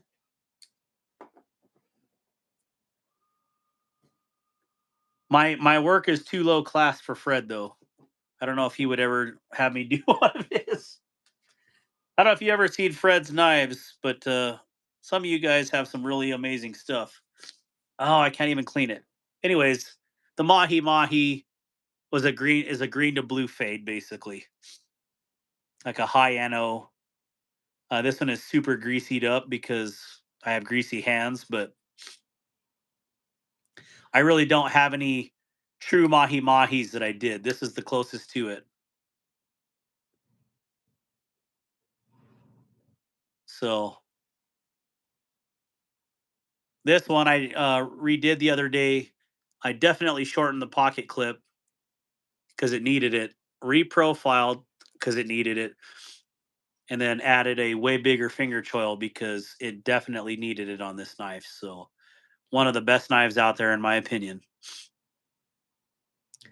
Good pickup on the Kaiser Rays. How so, Dragoon? Fred sends a lot of knives out to be worn out by others. Yeah, Fred is very generous.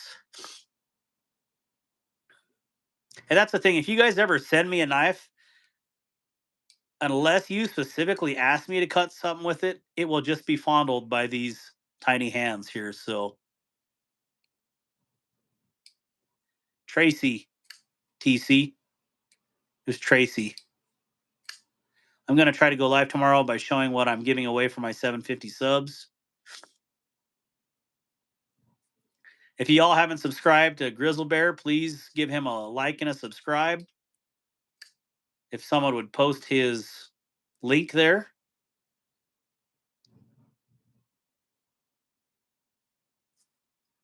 So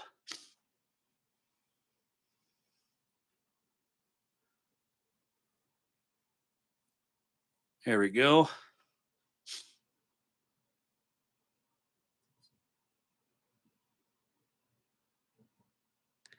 Let's see here. Would have never thought, but I can't put down the Baba Yaga. It's a little heavy, but Ergo's.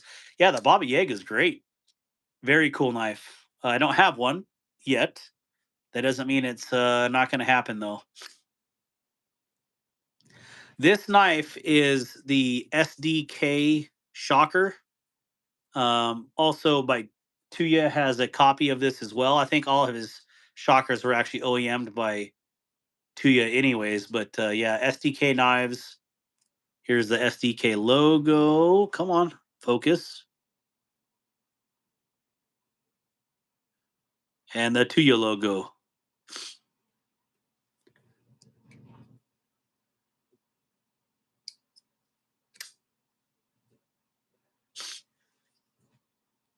I had a custom shocker at one point. Yeah, that would be crazy. Also, if you haven't got to meet Fred the Lug in person, you ever see him? Such a very cool gentleman. Fred the Lug, thank you for spending time with me at at Blade Show and actually just chatting. I definitely appreciate that. Yeah, yeah, this is such a good blade. Um, yeah. Anyways, I love the raised backspacer. Love the faded scales on that one. Yeah, this one's like a similar to a mahi mahi that I do. But gosh, Fred the Lug, I'll send you an email on better pictures of my mahi mahi just so you see what I'm talking about. I did one on a Tuya a month or two ago for their Persian All Star, and it sold in 11 minutes.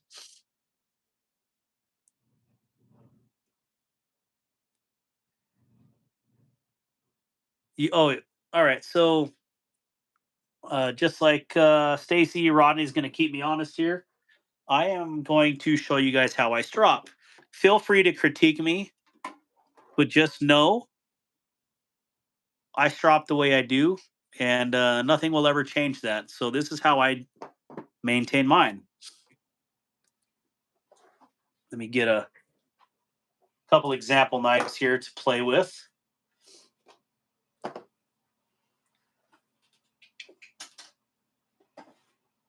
I like it big. That's a good one. Yeah, let's do that. And let's do that. All right, so what are we saying here? Love the faded scales. Saw that. Adventure 50. You're on TKE's Discord or Insta. Let's get together. I love this stuff. Darkwater, don't you know? Don't you know if don't know if you saw what I set up above. I don't, Gareth. Let me see. Darkwater, from the sounds of my Aries Cardinal XL, looks like it is close to coming home. It is with War Room at the moment. I'm so excited. I can't believe War Room didn't show it. That's crazy. Would you like me to send you a leather strop? Sure, but I'll buy it. You don't got to send me one. Darkwater, I have many of my production knives modified by anodizing, lasering, or small hard modifications. Next thing I want is to cell shade one of my knives. I don't personally like the cell shading, but I think I can do better than cell shading and do the exact same thing, but with ano, Fred. So if you want to be a test mule, I will make you something amazing. All right, so let's talk about stropping. I have a fixed angle sharpener system that I never use. This is what I use all the time for setting edges. I'll use this Falk Niven DC3 stone, and I will match that angle, and I will lightly get rolls or burrs back into place. One or two passes with a stone. And then after that, I will use a strop. Okay. I don't know if we can get any. Maybe we can. I don't know. Shoot. I don't know if this zooms in good enough on where you can get an angle on there. Trying to do this through the camera is horrible. So I basically what I look for if I get a roll, I want to match that edge and I want to bring it down nice and light and just align that. Same way with the opposite side. I flip it over, but this is just for illustration purposes.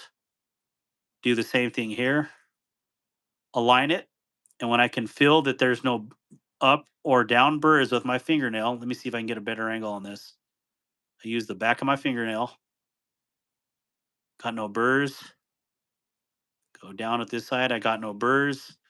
And once I'm satisfied that I don't have anything, let me zoom out. Your blade is like this, right? Think of your blade, all your metals aligned. But when you start to use it, they either start to fold over like this, and so you have these little chunks coming out, or they go together to one side where it's rolled over like this or like this. It could be any number of things. And so what doing that razor, if I do it to one side, when I hit that angle, it straightens that side out. And then when I hit the other side, it aligns it like this. I don't know if that's a good illustration or not, or visual representation, but that's how I set it with that stone. Okay. Then I go to, I mean, it could end up being like this, but it's a lot straighter than it is like this, right? So we get it close or into there, and then I'll take and let me try to zoom in on this if I can get a good angle. A strop. Now this strop has compound on it. Let's see. Fred the Lug, if you need it to be tie and plain to begin with, I got three new ones that just came back to me today. The Pictus, the Valhund, and the Frag TRM Neutron. I could do all those. I am looking for a Valhund though.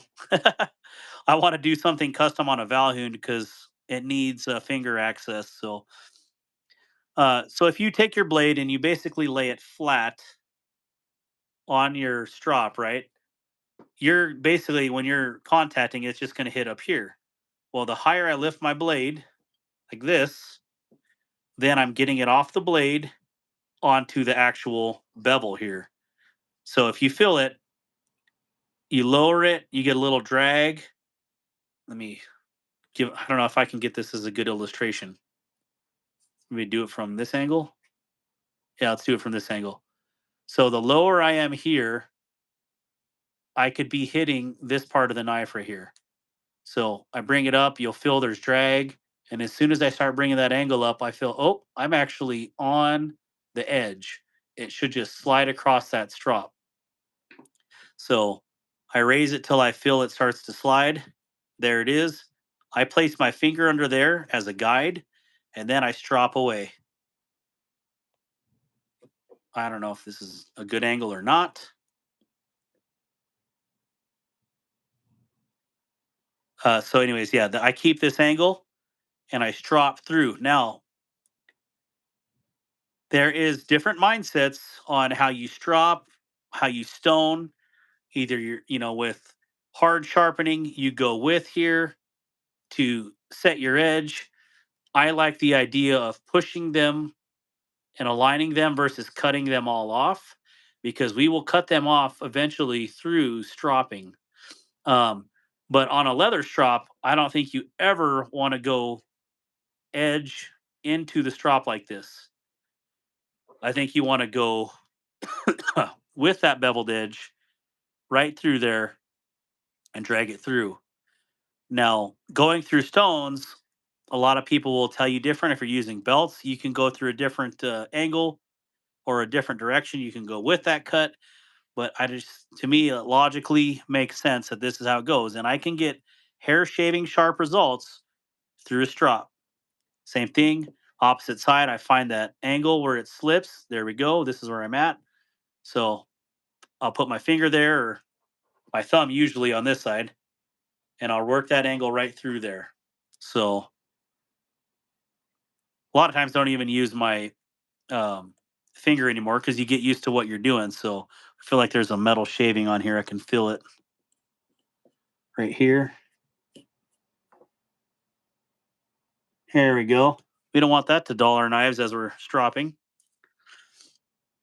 And you can feel the little inconsistencies. If there's something on your strop, if there's something on your blade, you'll definitely see marks if you have a burr in your stropping compound. So I usually do two or three, well, actually 3 to 5 passes each side.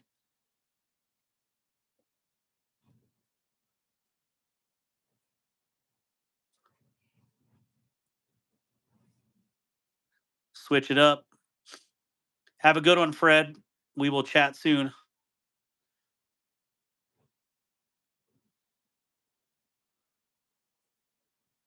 So get a couple passes on each side on the compound. Dragoon doesn't like Civivi. I thought I sold that. No, I decided I better keep this one because this one is one of the ones that I had custom worked on, and you'll never get the money out of what you put into them if you do customizing. It seems so. And it was a Brian Brown, and I hadn't had any Brian Browns yet, so I figured I'd at least keep one. Now I've got a couple of them. Hey, you guys, have a good night. Thank you, TC, for hanging out. So, anyways, that's how I do this. I strop my knife, all of my knives this way. This one's super easy because it's a straight edge, right? Like it's pretty easy to practice on and learn and get that right angle. I do probably need a new strop though, because this one has a ton of metal shavings in it. I was using this as my safety bar on my drill press. So, anyways, that's a straight edge. Tanto, same thing here. You got a little bit of belly on this one, right? So I'm just going to keep that angle and I'm going to roll it through that belly. Here, I'm not going any further because we got a completely different edge. And once I'm done with my belly here, then I work on to my next edge. And I will find that edge for the tanto point and I will pull these straight through. So you have two very distinct edges. Same angle, but you can actually sharpen these points out of there if you're going to roll through a tanto point like this. It'll eventually become rounded, but it doesn't have to be if you intentionally sharpen these at their perspective angles. So that's a tanto point. Then, as an actual knife with a belly, same thing. We're sliding through, and I'm just going to keep that angle as I work through to the edge of that knife. Now, you can do just the flats and then concentrate later on that curved point. That's up to you. You can do it all in one whack. But you'll find your groove and your rhythm on it. So, anyways, if you're going like this with a blade and you're stropping through this way, the big issue is you will tear up your strops, as you can see here. And these tear ups here are from me coming back and then not lifting the knife up enough and I dig into it. But it sure as heck is going to do that if you're sliding it through that way.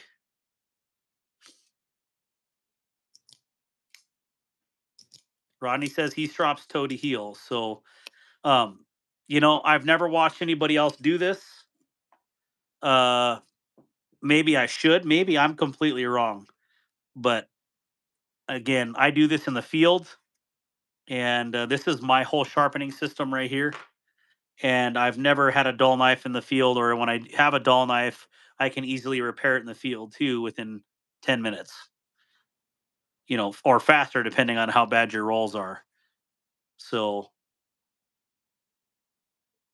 But most of the times you have a good knife, it lasts the entire season, processing several animals. So I mean, there's the longevity of good steels versus, budget steels.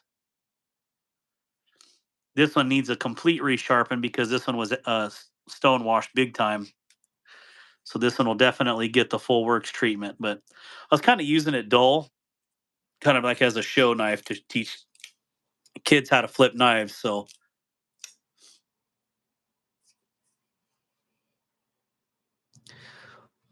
well, I'd be curious for you guys to show me how you strop because that's just how I strop. I'm no expert on this, but again, getting results in the field is, I guess those results speak for themselves. So, again, it's probably all wrong, but that's the most logically way because when you're stropping, you're honing that edge. I'm not intentionally trying to take off material. I'm further refining those fibers or those toothy edges into alignment and to a point where you're actually kind of polishing or honing or refining that edge. So, does that make sense or am I crazy? You crazy. Grizzle Bear, you wanted a green Ozark? Oh, shark.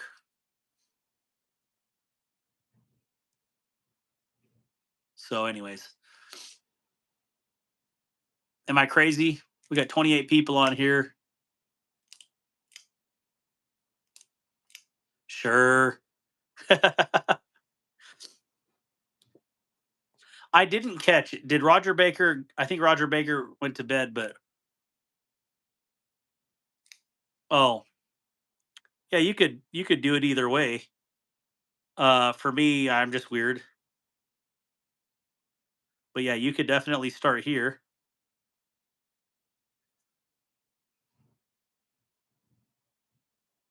I don't know. I guess I always like to get the flat first. That way, I make sure I'm getting a good start, and then my finger is already like over. So when I pull it through and I change that angle, I'm just finishing up there. So I am a weirdo. Roger Baker, when did your cousin die? Because that name sounds really familiar to me, to be honest. And I'm sorry, I didn't mean to minimize that conversation earlier. So that was not my intention. I just, it's hard when you have a guest and you guys are talking. So, uh,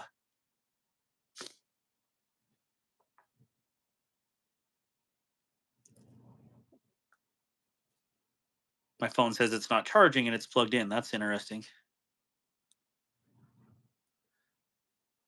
So, anyways, you guys got anything fun going on this week? I guess. Wait a minute, is this weekend Labor Day? Yeah. Anybody got any good plans for Labor Day weekend? We had puppies, so that's kind of our plans. Our dog doesn't care about vacations. You guys want to see the puppies right now? Gareth, save your money, but I appreciate it. Wow, awesome. A lot of awesome good night, y'all. Says Coister. Coister, what color are you talking about for the tiny dancer? Always having surgery Thursday, so yeah, lots of fun. Oh gosh, he passed away about 10 years ago. He's from Michigan. What's his name?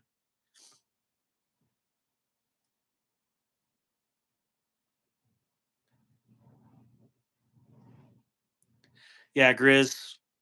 Absolutely. We wish her the best. We will pray for her.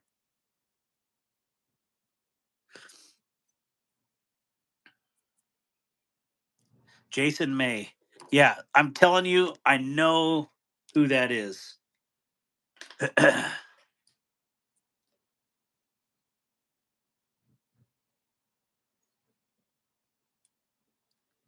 Senior chief.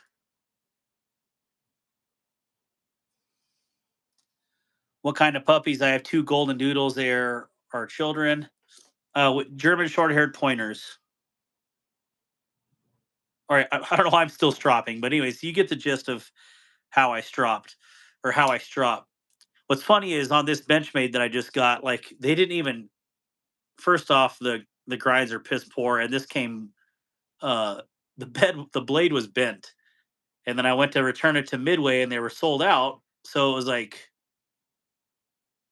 me being a smartass when I made the video for this, I broke the scale, snapped it in half. So then I couldn't send it back to Benchmade, even though it was 10 minutes old.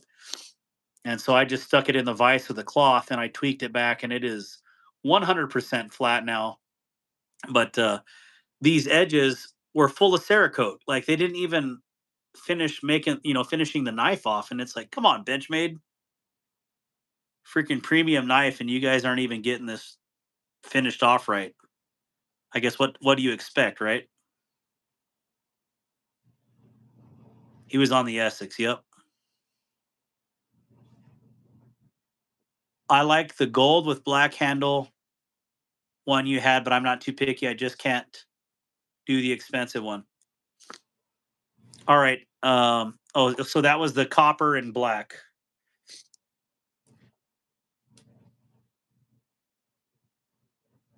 Roger that. We'll be in contact. All right. I got to place an order, so just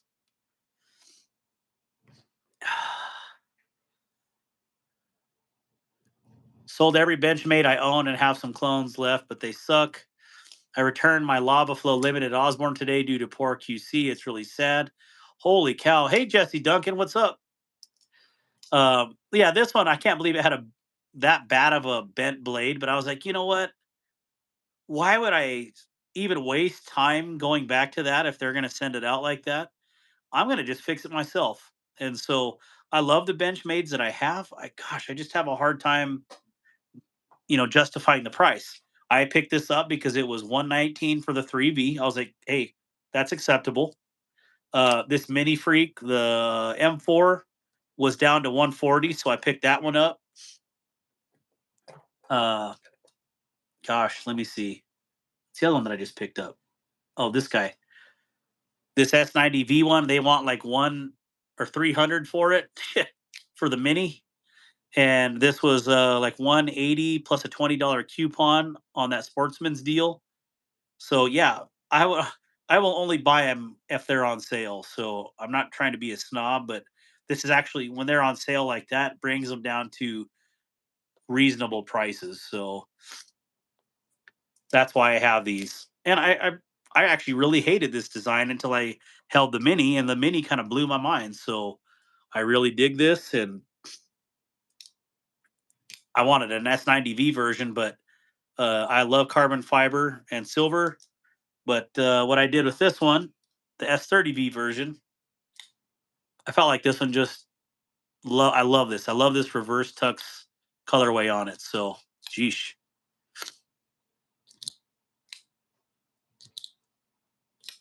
Why meeting you in Fort Collins for lunch? Of course. Oh, that would be fun, Rodney.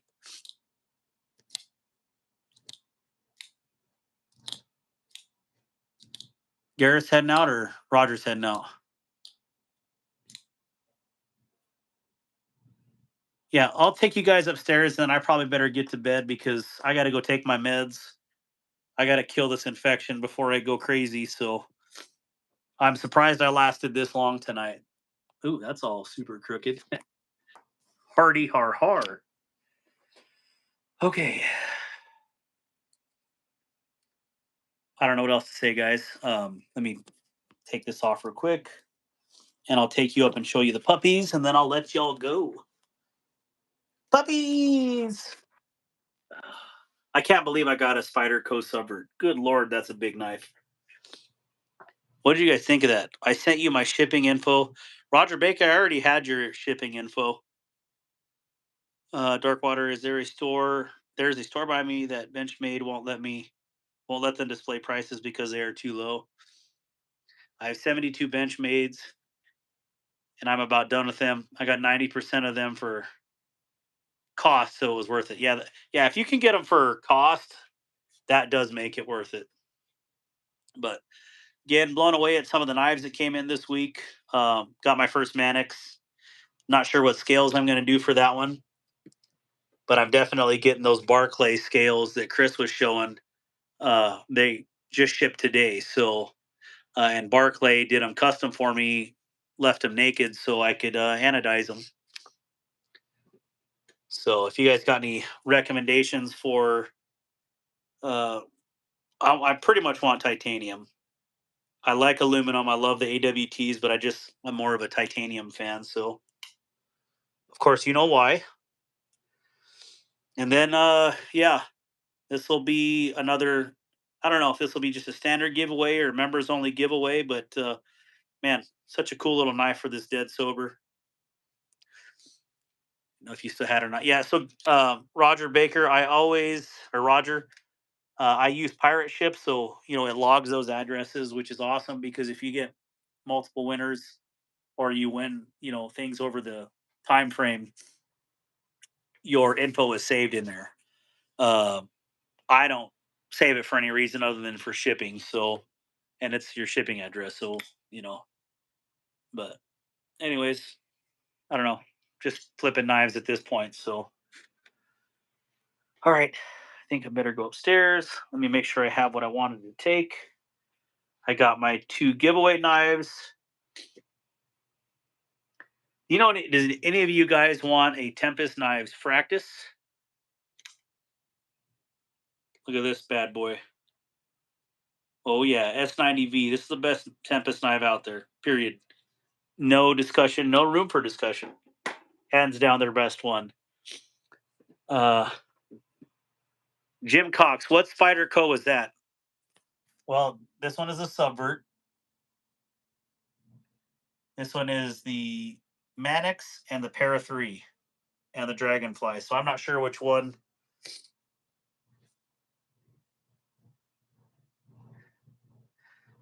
Everybody's always got to buy other people's knives. I'm always like the last on the list. Just kidding. Uh, I do have one that Dragoon really wants, and he already has one, but he wants another one. So this guy. Oh yeah, I forgot to show this. This is after the regrind from Satu Dave on that Kaiser gavel. He put a wicked hollow grind on here.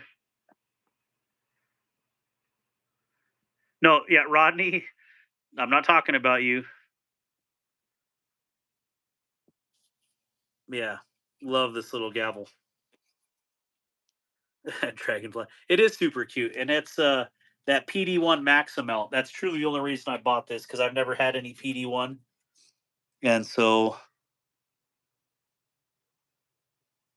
micro melt. Excuse me, not maxi melt. Good lord, you can tell I'm tired. So, and this sucker didn't even have washers, so I put a little set of washers in there. Made a little bit of a gap, but good lord, did it make an action difference.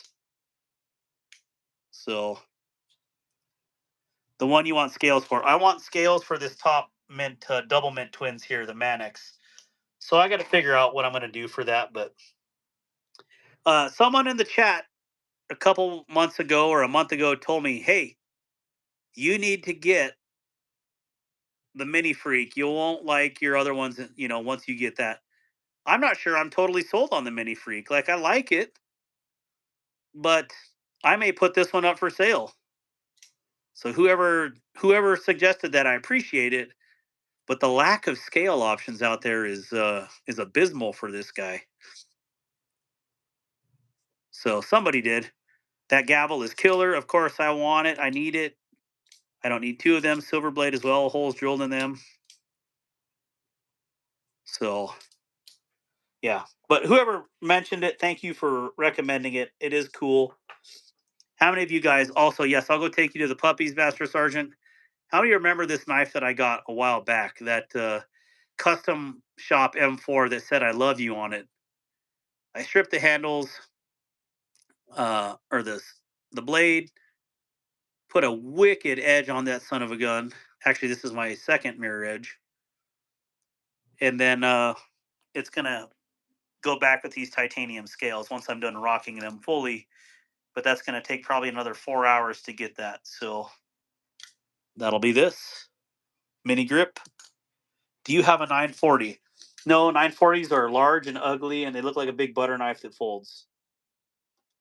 But, Caleb, I got a 945, which is the same thing but more reasonably sized, doesn't look as flimsy, and is actually useful for daily carry.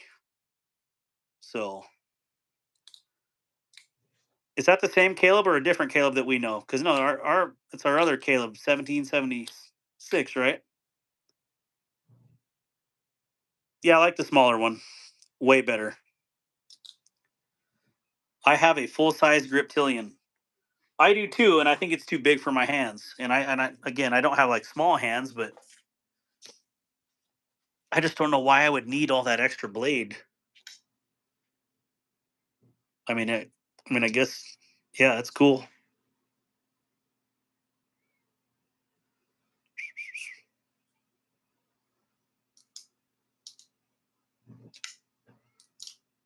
All right, the Shilin cutter. Oh, I forgot I had another Shilin cutter. The Viper. Here's another one I did custom this week. But I feel a little insulted. What about a Microtech, Ultratech, or OTF uncool as well? Don't feel insulted. I just, people have a knife that they like. You like the bigger one. Also, I can't control your feelings. So if you're offended, sorry. But I definitely like the smaller Benchmades right there. Mini Osbornes, uh, the grips. Here's another funky grip with a titanium scale. It just is more practical. But yes, I have OTFs. I have the ZBP sitting right here, and it's an absolutely outstanding knife.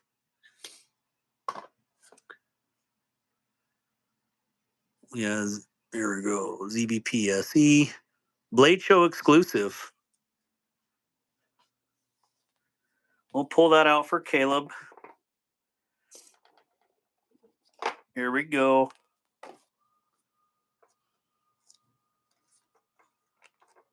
Caution, sharp edge. Hey, do you have a butterfly? Most of the insulting around here is me insulting the host.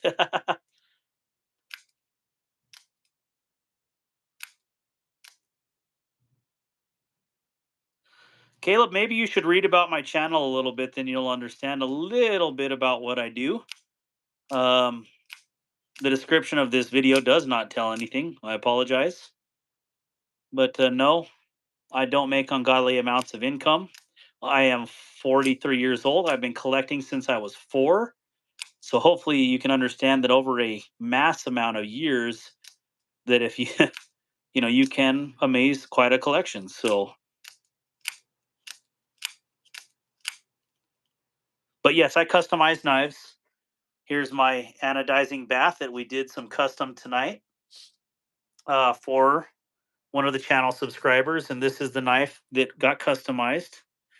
I did some blue ano over the black to kind of match or to break up the black scale here. So, and the pocket clip. So, wait a minute. Gareth, is it your birthday?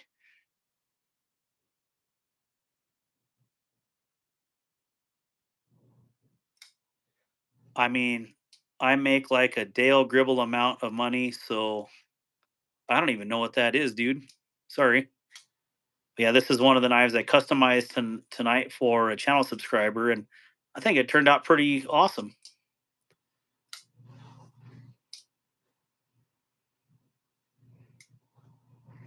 My stepdad passed away June 20. Man, I'm sorry about that, Grizzle Bear. I must be missing comments. Today is my dad's 23rd anniversary of his passing. Oh, yeah, Gareth. I'm sorry about that, dude. I mean, I don't even know what to say. I couldn't imagine. Love my parents, and I'm blessed that I still got them here. So, uh, what we didn't do tonight is we didn't take prayer requests, and I think we need to do that. I'm going to show puppies, and then I'll pray with you guys. But yeah, Caleb, I don't mind those. I just don't like the 940. I don't know why the 940.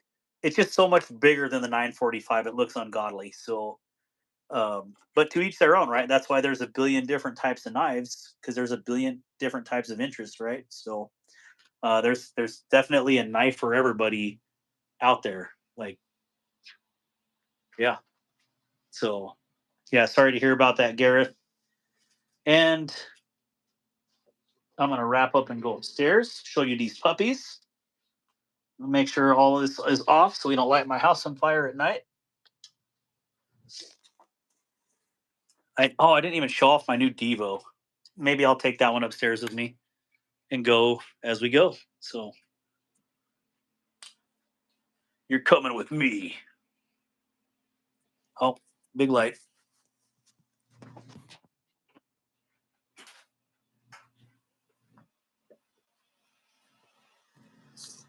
I hope your prayer goes well. Do you have the expensive Russian knife sharpener? Caleb, can you explain what that is? Because I have no idea what the Russian knife sharpener is. Yeah, I mean, look at big rich house with the 1920s basement. All right.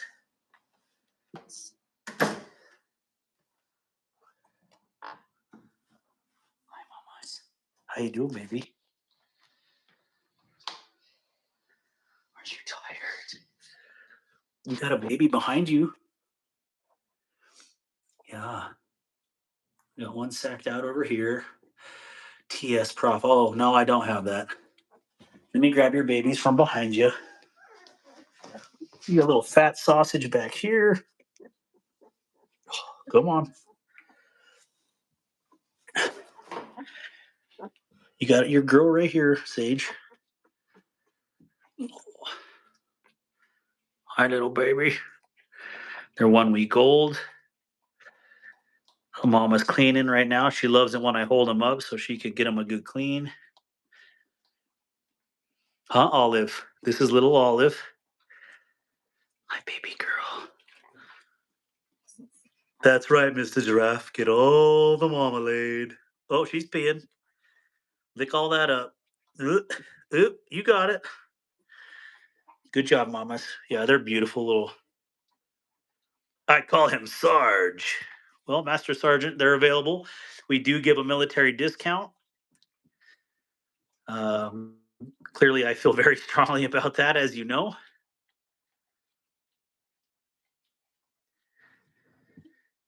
No, Caleb, I just a little bit ago I did a whole thing on how I sharpen knives because a lot of times I'm out in the field and don't have the ability to have a fixed angle. So I know there are new field carry fixed angle sharpeners out there, but I'm kind of hard headed. Oh, look at that. Did you know this is a thing that I learned today or yesterday? Let me bend down here. That I thought dogs learned the ear scratch from having collars on because it seems like the collars always annoy them, right? But when I started scratching one's ear the other day, they started, doing the kick. This one's like, leave me alone. I am sacked. So anyways, we got two males and two females. This is a very small litter uh, from what we had last year. So Sage, Sage, 1x42 Kalamazoo is the best.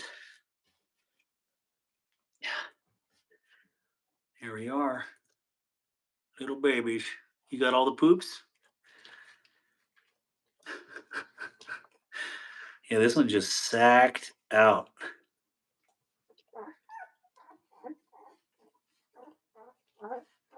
Good job cleaning it all up. So, anyways, good job, mamas. Yeah, I know you want to be petted. She's like, I don't care about the puppies. Pet me. Oh, you're doing so good. You're doing so good. Yeah, you're a good mama. Yeah. Yeah, I always wanted GSPs, and she's definitely a good one. Oh, Willow. I mean, if you're hungry, you got to turn the other way. There you go. Yeah, there you go. There you go. There. Nope, you missed. Oh, you weirdo. Oh, there you go. There's one that's already used. Or do you want a clean one? It's amazing how they. There you go, little. Um, I don't know. I don't even know what to say. It's been awesome being a dog breeder, but it's a lot of responsibility and crazy. These are German short-haired pointers. If I ever get a dog, it's going to be an old lazy, be old and lazy like me. Jim, you are not old, dude. Just had puppies. We're getting a Labradoodle. That's awesome. Those are expensive. Actually, I think any dog anymore is expensive. So feel lucky about the small litter. Our Susie had 8. That's a lot. Yeah, we had 8 last time, and it went really well. But I can see in Mama here, Sage, she is so much more calm. They are fatter because they're not all struggling to get a teat. And I mean, yeah, these are 1 week old, and these are little sausages, little puppy dreams here. Oh, puppy dreams, puppy dreams. Gotta get them birds. Get them birds. Yeah, there you go. Oh yeah, puppy dreams. Oh, oh, they're flecking coming in already. All of them, good flecking. Yeah, we had 4 with flecking last time and 4 all liver and white. So, you guys have a blessed night, and I'll just say a prayer. All right. So, Lord Jesus, we come to you right now and just ask you to be with each and every one of those who have hurt in our hearts or unspoken prayer requests. And we just say thank you for all that you are and all you are to us, Lord. Just thank you so much for your blessings. Again, hard to thank you in good times, or it's easy to thank you in the good times. It's hard to thank you when times are bad. Just know, Lord, that we hear you, we love you, and we just ask that you be with us. And I want you to, or ask that you be with those who need comforted right now and place a hedge of protection around your believers, Father. So we thank you. And again, thank you for your blessings. Amen. So, all right. Well, you guys have a blessed night. And sorry, I'm kind of out of it tonight. I think that's all the medication that I'm on. So, anyways, I love you all. And if you ever need anything, please hit me up. And hopefully next week I'll be able to breathe a lot better, and we'll get rocking and rolling. So, anyways, thank you guys for keeping me honest and keeping me on here tonight. I really wasn't feeling up to it, but I'm glad I did. So, anyways, thank you all, and I hope you have a good night. Bye.